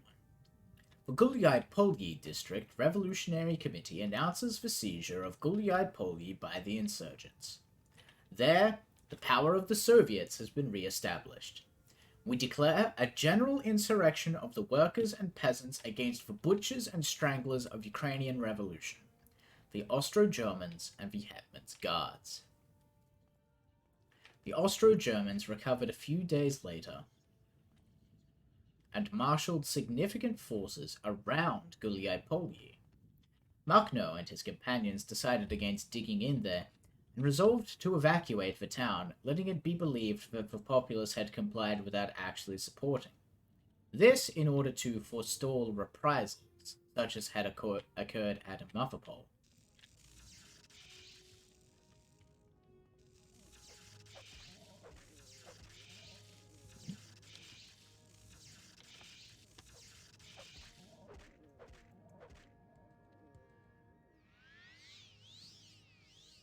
It was for this reason that the local assembly had been held at night and had attracted only the most dependable inhabitants, so as to avoid possible denunciations should the insurrection fail. Makhno handled things intelligently and with prudence, but not without mishap, for his suggestions were one by one challenged by other members of the group, who formed, as it were, the general staff of the movement. The facts, though, proved Makhno correct on several occasions, and so his companions abided more and more scrupulously by his directives. He displayed remarkable gift as a leader of men, gifts that never failed him thereafter. On September 29th, enemy troops attacked from all sides. The insurgents repulsed them, and then, toward evening, when they saw the threat of encirclement looming, they peeled off in the direction of Mariupol, a port on the Sea of Azov.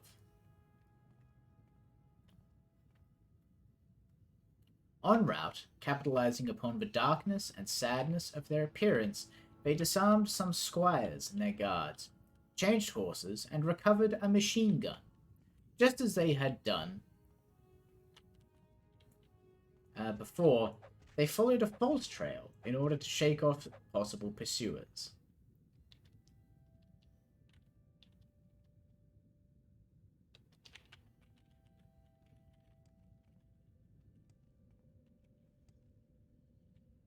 And stopped over in the town of Bolshe Mikhailovka, or Dbrivka, on the edge of the Dbrivka forest, some 36 kilometers from Gulyai-Polyi. The next day, they met up with the 60-strong detachment of Fedor Shus.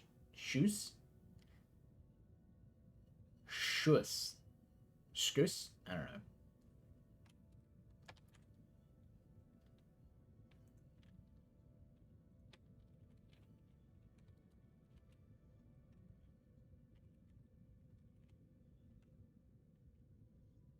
That.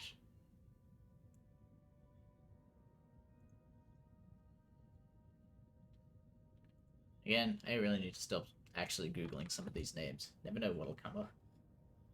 An anarchist sailor who had taken part in the Taganrog conference and since waged a bitter struggle against the occupation. Fedor was content to harry, successfully it should be said, the occupation troops and the punitive expeditions of the squires in the Vata. Makhno suggested to him that they should join forces in order to conduct open rather than guerrilla warfare. The amalgamation went ahead, and a joint meeting was held in the town, and in Makhno delivered a long address that scared his friends. for he issued a summons to the struggle against all enemies present and future in the shape of the Russian White Guards who were beginning to invade the region. The populace rallied to his proposals. Within 2 days there were nearly 1,500 volunteers, only 1 in 4 of them armed. On the strength of mistaken intelligence, the insurgents took inadequate precautions in the belief that the enemy was not in the vicinity. Thus, one night they were taken by surprise and, knowing nothing of the exact strength of their assailants, Makhno ordered a withdrawal. Many insurgents had not had time to join him and were penned in Debrivka, while an ambush cut off the retreat of a small group of fugitives in the direction of the forest. It was at this point Makhno revealed an extraordinary military talent. He, who had never done any soldiering, had his men move forward at right angles, skirting the enemy positions and ensuring access to the forest. Schuss intended to retreat into the impregnable blockhouse that he had built himself inside the forest and there await the enemy's evacuation of the region so as to be able to tend his wounded and avert reprisals against the town. Makhno's priority was to establish the numbers of enemy troops. They proved to be far superior numerically and in terms of armaments.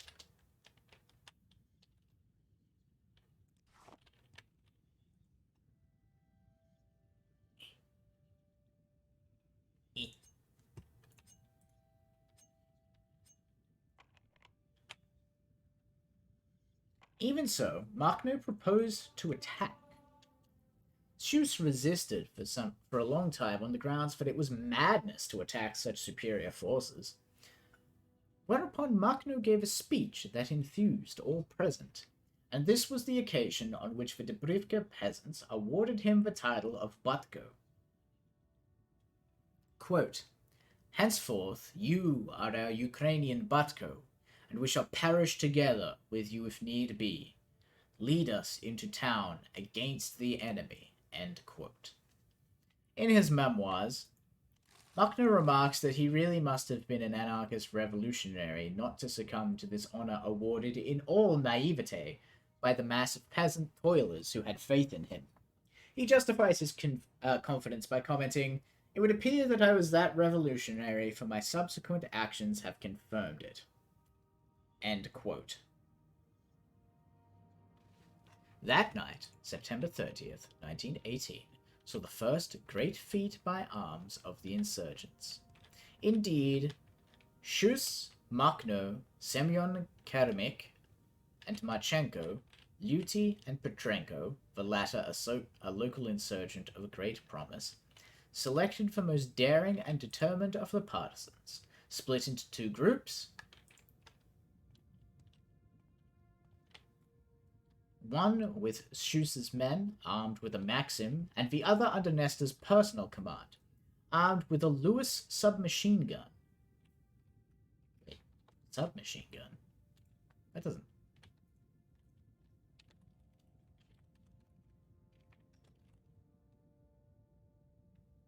Yeah, not... I've never heard this referred to as a Lewis submachine gun. It as a Lewis gun. So it's it's another machine gun. 2 machine guns.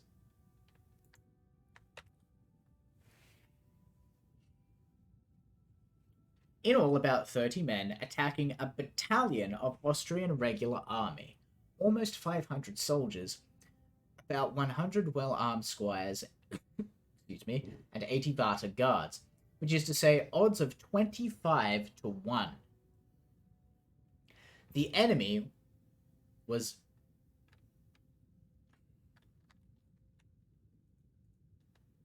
Oh, I know that word.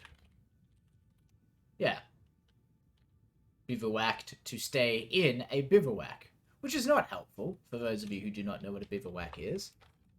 A bivouac is a temporary camp without tents or cover used especially by soldiers or mountaineers.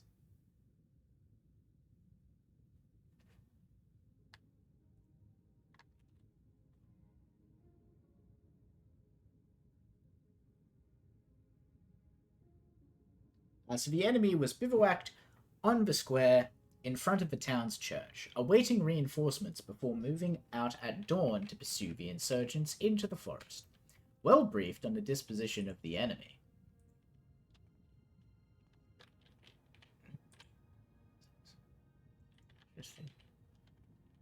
Well briefed on the disposition of the enemy, Macno and his companions skipped into the town and proceeded through the streets and the courtyards of the Carters.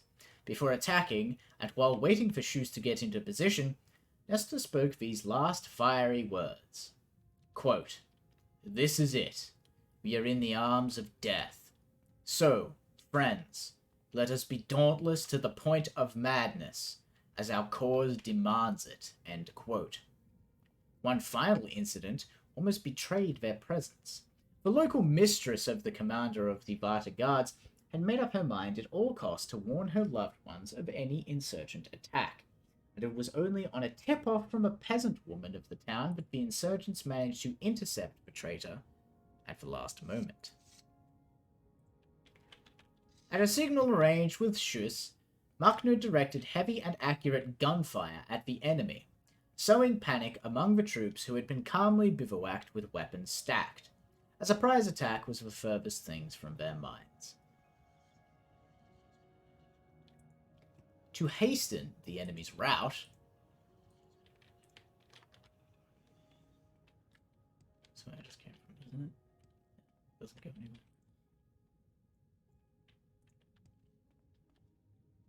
anywhere. To hasten the enemy's rout, Macno hurled himself into the attack. The soldiers and enemy guards fled for all they were worth, their officers setting the example, while the Dubrovka peasants, brandishing pitchforks, clubs, and axes, pursued them, adding to their panic. Macno had great difficulty in extricating 25 Austrian soldiers from the hands of peasants eager to lynch them. The trophies of battle were great: 4 machine guns, 2 munitions trucks, and 80 prisoners, mostly ordinary soldiers and Varta guards, the officers having scarpered or perished in the fighting. The Varta members, and members of the band of landowners, were shot out of hand for, despite warnings, they had persisted in their repressive activities.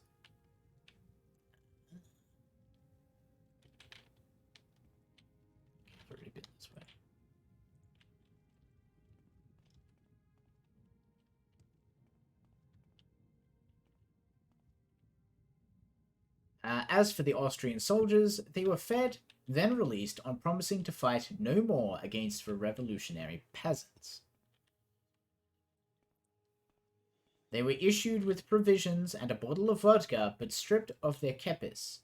The symbolic act indicated their demilitarization. The kepis is like a little hat thing. I think I've shown it before, but I'll show it again because it doesn't cost me anything.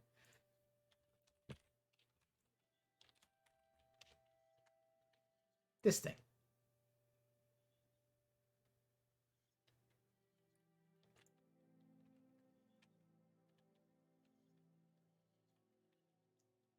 From that day on, all his companions displayed great affection toward and every confidence in Nestor.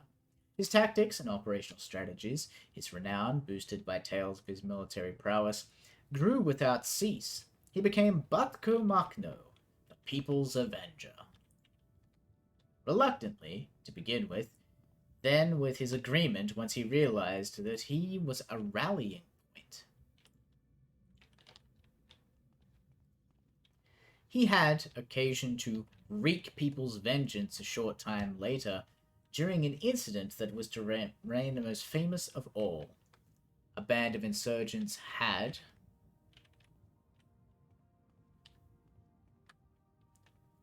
been smashed and several dozen prisoners treated cruelly and hanged near a village by the name of Mikhailovo Lukashevo. A Varta captain by the name of Mazukhin had especially distinguished himself in this repression. One evening, after having laid waste to an enemy German settlement, Macno and his detachment ran across this same Mazukhin, along with a small escort. As ever, Machno seized the initiative by calling out imperiously, quote, "Halt! Who are you? Where are you coming from?" End quote. He heard by way of answer, quote, "Who commands your detachment? I am Staff Captain Mazukin, Vaza commander from the Alexandrovsk district." End quote. At this point, the insurgents surrounded him and took him prisoner. The savage pacifier then begged them in vain to spare his life. From a letter found on him, it was discovered that he had been en route to a soiree organized by the local squire called Birgorodsky. Machno and Shus donned the clothing of Mazukin and his adjutant before showing up in their place at Mirgorodsky's fortified farm. They announced themselves as Mazukin's aides and outriders. They were made welcome and to cries of "Hurrah for the Russian officers!" The company there was select: a retired general, a colonel, 3 Austrian officers, and 2 local squires, as well as their womenfolk. The assembly toasted their host, the renaissance of Russia, the landlords, and the salvation of the Russian Church from anarchists.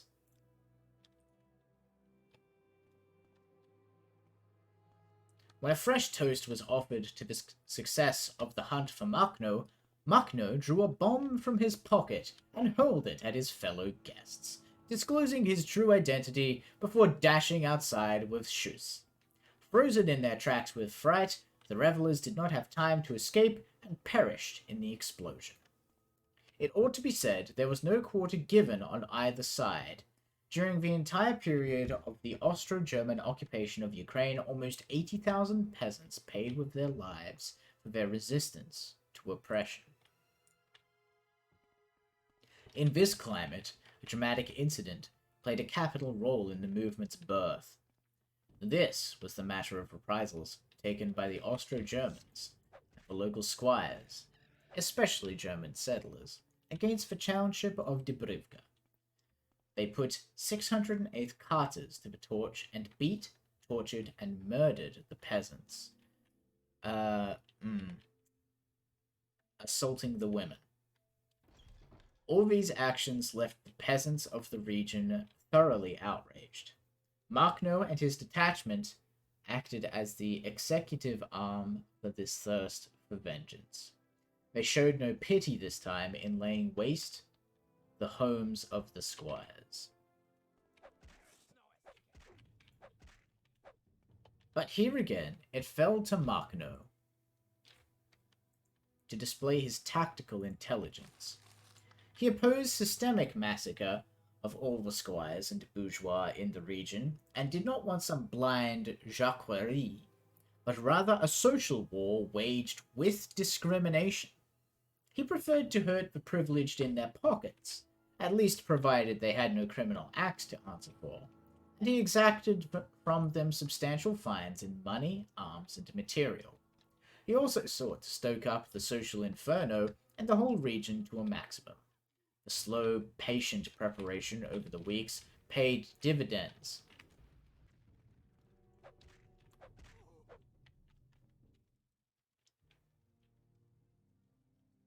Bands of insurgents were organized throughout the region, and they harried the occupiers and their allies.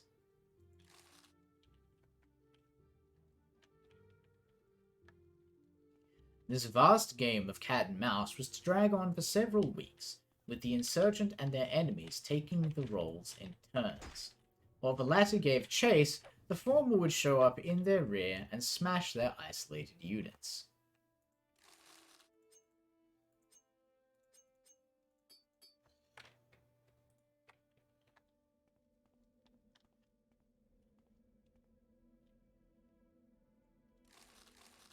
Let us note that Nestor Machno had learnt well from Alexander Semenuta when he used to carry out his daring acts of terrorism, but, in addition,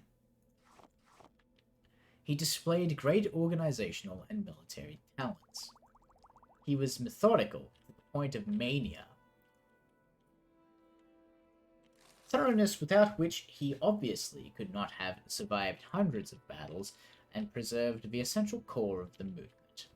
Whenever he occupied an area, he immediately set up outposts on every side, day and night, and this ensured he would not be surprised and be in a position to react as he chose. According to enemy numbers, and to stand and fight or slip away. Then he would lay false trails as to which direction he was taking, by frequently changing his course. He moved, preferably under the cover of night, into areas where no detail of the topography was unknown to him, and while keeping himself permanently informed as to enemy movements. Finally, he missed no opportunity to address the peasants, whipping them up with his fiery, spirited diatribes against the oppressors, so much so that they soon came to consider him their natural defender. It was for this reason they loved to call him Batko, and avidly told of his exploits. To these gifts, Makhno added the qualities of rare sang-froid and presence of mind. He scarcely ever was ruffled. Would sum up the situation... The text is messed up. Would sum up the situation in a flash?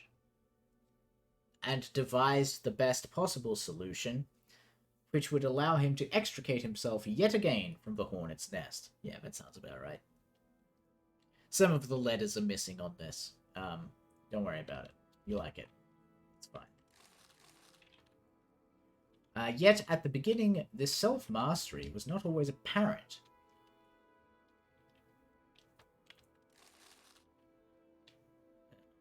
Let's see.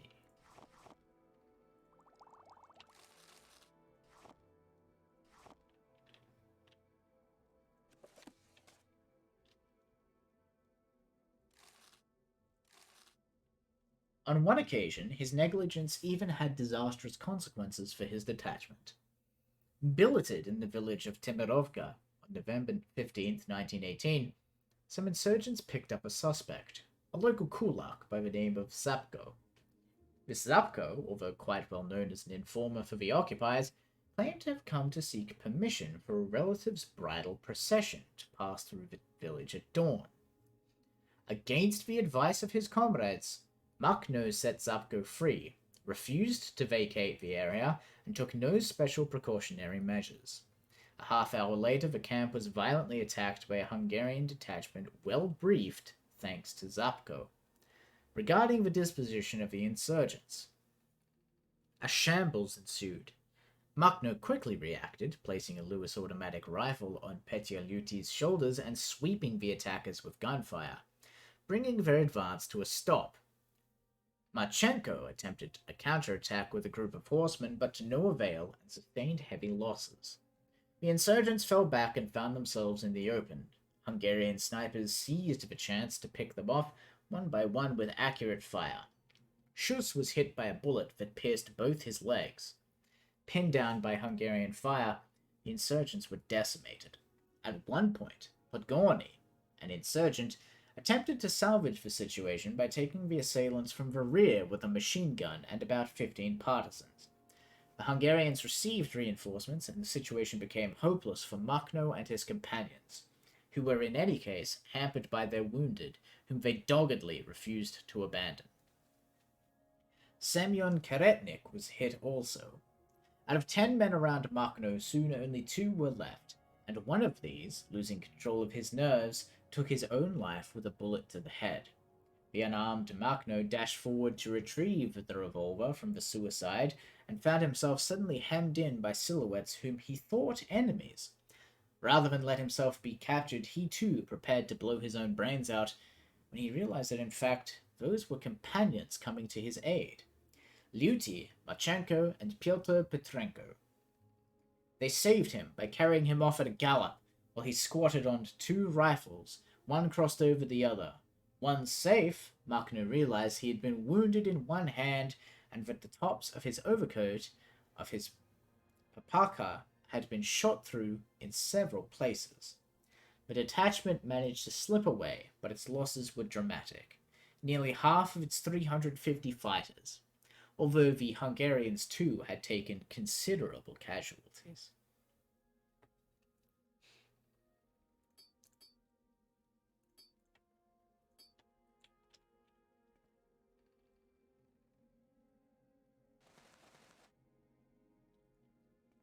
The lessons learned were severe. Henceforth, nothing would ever be left to chance, and they would be wary of the suspect. It's pretty good advice. Be wary of suspicious things. Despite the serious reverse, the insurgents went on ravaging the fortified farms of the German colonists and the squires of the region. Not without difficulty, for they were quite numerous in that Chernozem country and quite well armed. But be that as it may, the insurgents were now chastened and highly motivated. In the space of a few weeks, the whole area surrounding Gallipoli had been cleared of nests, units, and punitive detachments of Germans, Austro-Hungarians, German colonists, and the Varta. The whole left bank of the Dnieper was aflame, as the general uprising spread like a trail of gunpowder.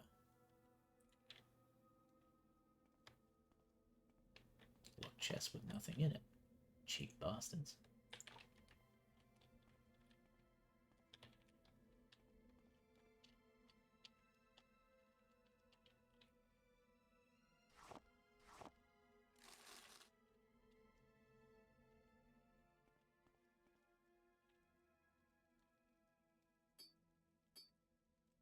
Towards the close of 1918, this initial front had been solidly established in the Alexandrovsk region, and at its heart was Gallipoli.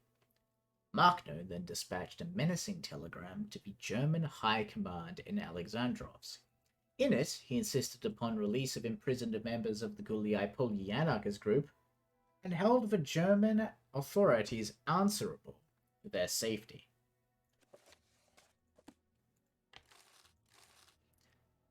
This threat gave pause for thought.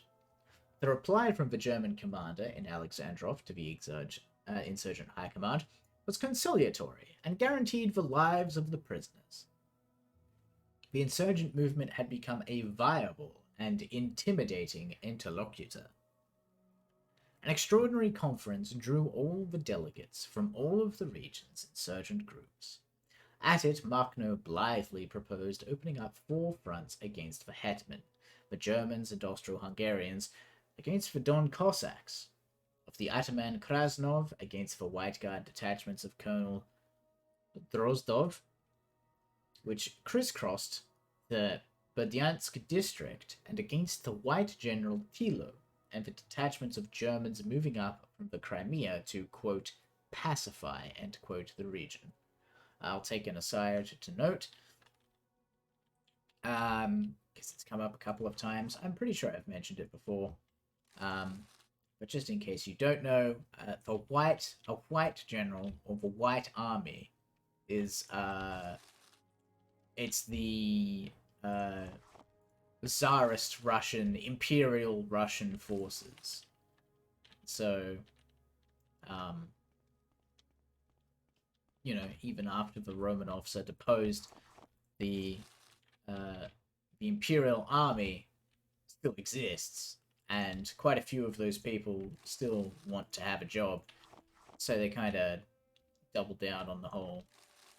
They sort of fight against the revolution. And that's who the White Army is. Makhno's comrades thought he had taken leave of his senses, for they reckoned they did not have sufficient forces to hold such an extensive, broad front. He countered by arguing that henceforth they had to move into a higher phase of the struggle, and, to that end, had to turn their detachment into mixed battalions of cavalry, infantry mounted on machine gun carrying tachankas, plus an artillery section. Moreover, he wanted to capitalize on the fear the insurgents had struck into their enemies, and give an added boost to the resolution of the peasants of the region.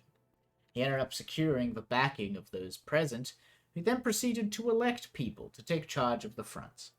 Pyotr Petrenko got for one stretching from Jeplino to Grishino. Tekhenko, the younger and the sailor, Kraskovsky, got the one between Podlogui and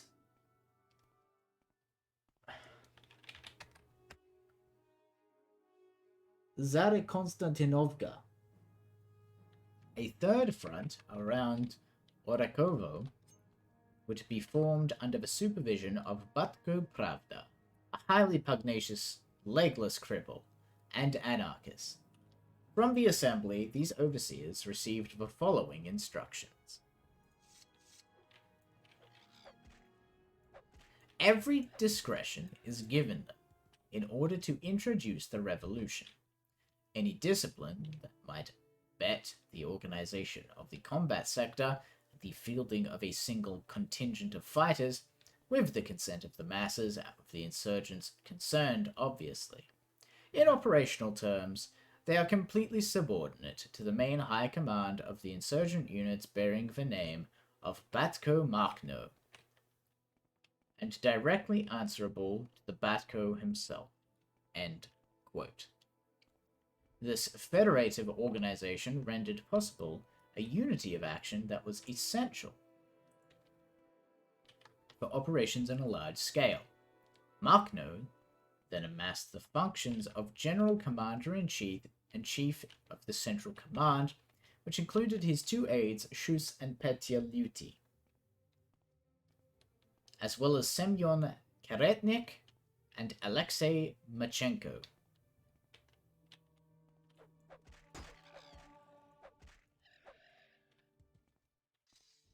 Furthermore, an intelligence source was established, made up essentially of peasant women volunteers whose task it was to keep the command au fait with all of the enemy's movements and dispositions. Yet there was still a huge gulf between intentions and realities, and the insurgents had to go through many engagements with varying fortunes against all their enemies. Makhno, the movement's command staff, and his escort came within an ace of annihilation in an engagement near Sinelnikovo. They were encircled by German and Austrian troops, sustained heavy losses, and were only rescued in extremes by the providential arrival of several detachments of partisans summoned to the rescue by the local population. Among the reinforcements, the detachment from Ulyanovsk, made up exclusively of 250 peasant ex-soldiers, distinguished itself by successfully, and despite a hail of gunfire, putting the enemy to flight and pursuing him over a distance of more than 10 kilometers. Little by little, Makhno and his main detachment managed to structure all of the local groups to the extent where accesses to and exits from the region were locked up tight, and all passage denied to German trains. On November 20, 1918, during a routine check on a train, Makhno and the younger of the Karetnik brothers, Panteley, were gravely negligent. They departed from the usual practice of stationing dynamiters in front of the train and positioning barricades in front of and behind the checkpoint. Now this was an armored train in the hands of the White Guard. These White Guards let fly with murderous gunfire at Makhno, seeing his companions before making good their escape. Several elite outriders from Makhno's detachment, experienced former border guards, were killed. Seeing the grief of the insurgents, the White Guards reckoned they must have killed Makhno. The report of his death immediately swept the country, to the great rejoicing of the Austro-Germans and the landowners. The white officers in charge of the raid were even decorated in Alexandrovsk and feted as heroes in the local press. Rumor had it that Makhnovists were on the run everywhere. The squires and their guards, who had sought refuge in the town began to drift back to their estates. Now Magnus stepped up his raids and took it upon himself to give the lie to the rumor of his death. If they showed any resistance, the squires were wiped out. Otherwise, the insurgents made do with seizing all their weapons, horses, and any equipment that might prove useful.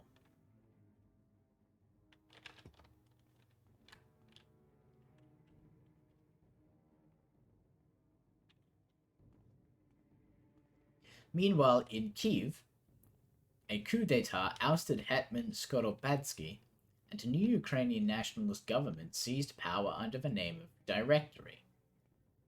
The strong man in it was Simon Petliura.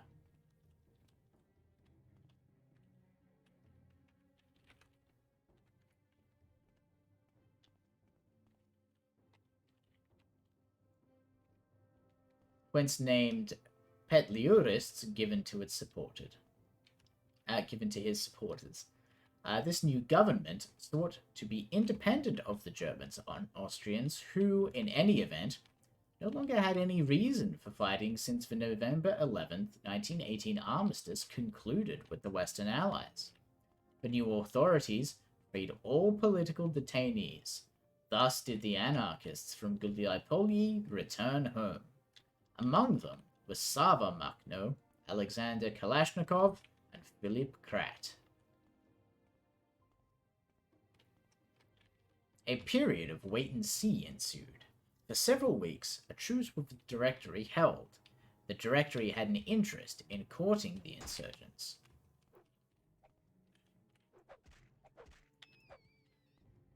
For it hoped to be able to deploy them in its nationalist cause, while at the same time it was on the best terms with the Russian White Guards and encouraged the formation of regiments destined to join up with the White General Denikin.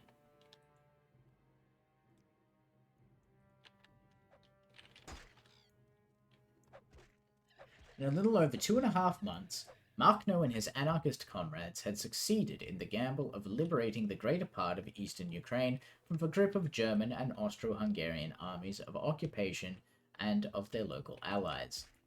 This tiny detachment of 12 men, which had set out from the Ternovka and Gallipoli on September 22nd, 1918, had turned into an insurgent army, manning several fronts connected by a central command.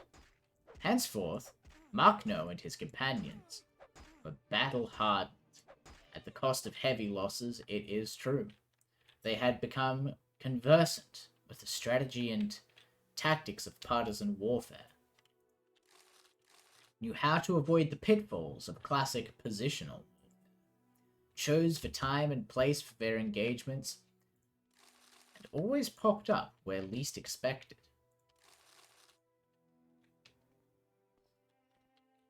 They knew how to dynamite and take over armored trains or a fortified farm. They knew, too, that above all, they had to rely on their own devices in the defenses of their interests and their freedoms. Their enemies had changed, too. No longer were they occupation troops, demoralized by their defeat in the West, and who thought of nothing else but getting home as peaceably as possible. A much more dangerous enemy loomed on the horizon.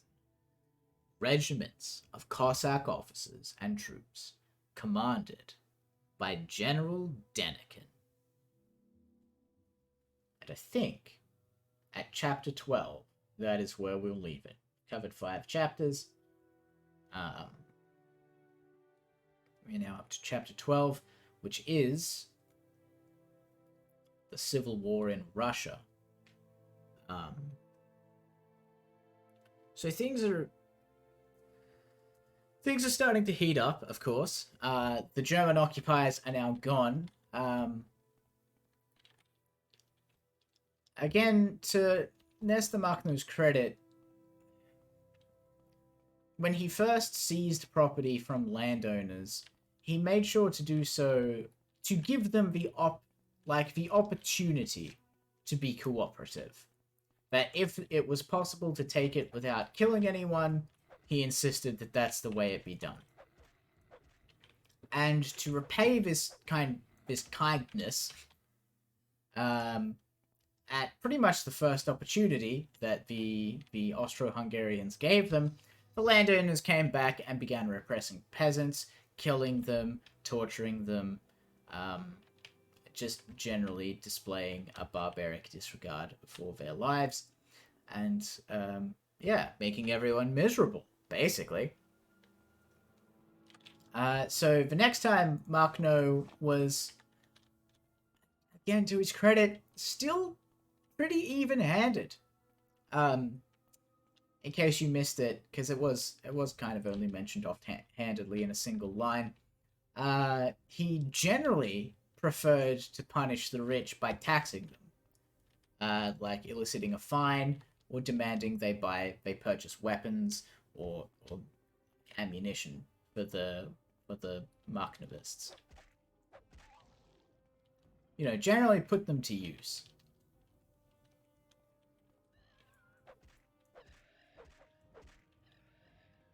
Um, but of course, he did dress up as a like he did dress up as a basically a noble, attend a party and just throw a grenade at everyone inside. Um, so while he is still obviously uh, guided by a merciful principle, um, his compassion and his empathy and his mercy are not endless. Uh, he is not bottomless. If you keep pushing, eventually he'll start killing people. Generally, he will pick who he kills, but he will kill. Um, because it was the right thing to do at the time.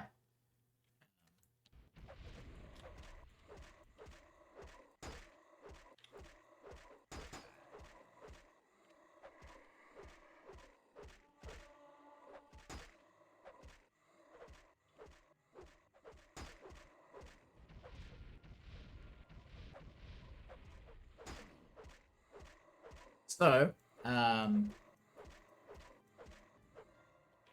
after kind of rallying everyone around, and he's gotten some good practice in. Um, Obviously, he's had some losses, but this period where he's been fighting an insurgency, and it's much easier to get the people to fight an insurgency against like Austro-Hungarian and German troops, right? Because they they are definitely an occupying force. It's easy to get people to sort of rally around that. It would be slightly more difficult to get them to rally around, say, the White Army. Like, obviously, still doable, but there would be some people who would kind of recognize that as legitimate authority and would perhaps um, wish to avoid conflict with them. Um, but by having this kind of quote unquote practice run against the Austro-Hungarian and German invaders, Markno was kind of able to go like, all right, you know, like we get like you guys have committed, like you've done insurgency stuff, so doing a little more isn't going to be any. It's not going to be any different. It's not going to be that different. You're just going to be shooting at people wearing different uniforms, basically. It's going to come in handy in the future, is what I'm saying. All of this that he's done, all of this learning.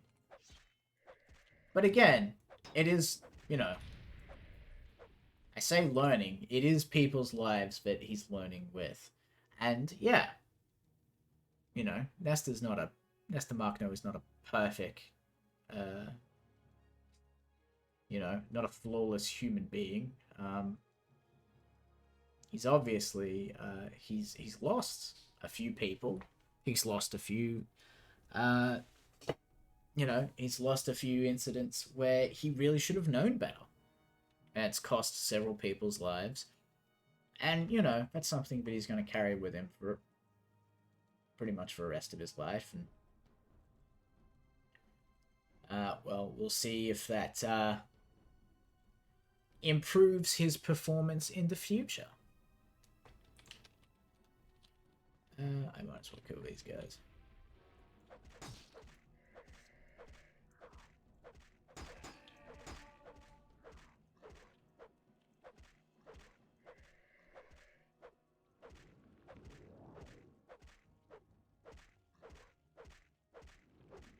Poke them.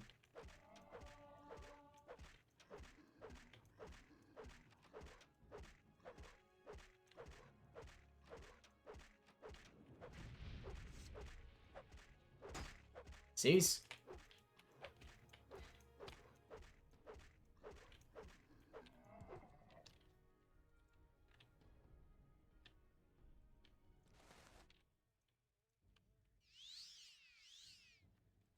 Oof. Got that pretty close. What is that, -10? So I would have wrapped that up on 4 health. Good lord. What a way to end this session, eh?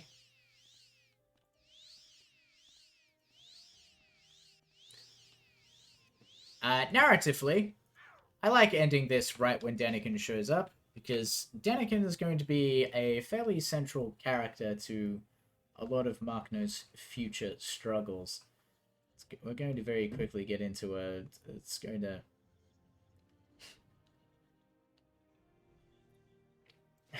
It's going to... Yeah. Things are going to start getting a bit wild for him. I don't know if I want to just continue doing just some regular Morrowind for a little bit, or if I want to maybe move forward and just like leave the stream here on its own. I think I'll leave the stream as is. I think for these we can just stick to the bits where I read, you know? So, I will say thank you all very much for popping in, saying hello, lurking, chatting, watching from the far off future of 2002. You're all wonderful. I'm glad to be back to doing the book. The next reading session will not be... There will not be so much space between the two.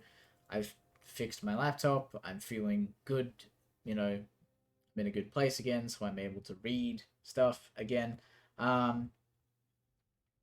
Yeah, so next time we'll be up to Chapter 12, the Civil War in Russia. And things are going to get crazy. But until then, or until my next stream, which will probably be tomorrow, maybe, I don't know, I wish you a good night, and I hope you'll be well.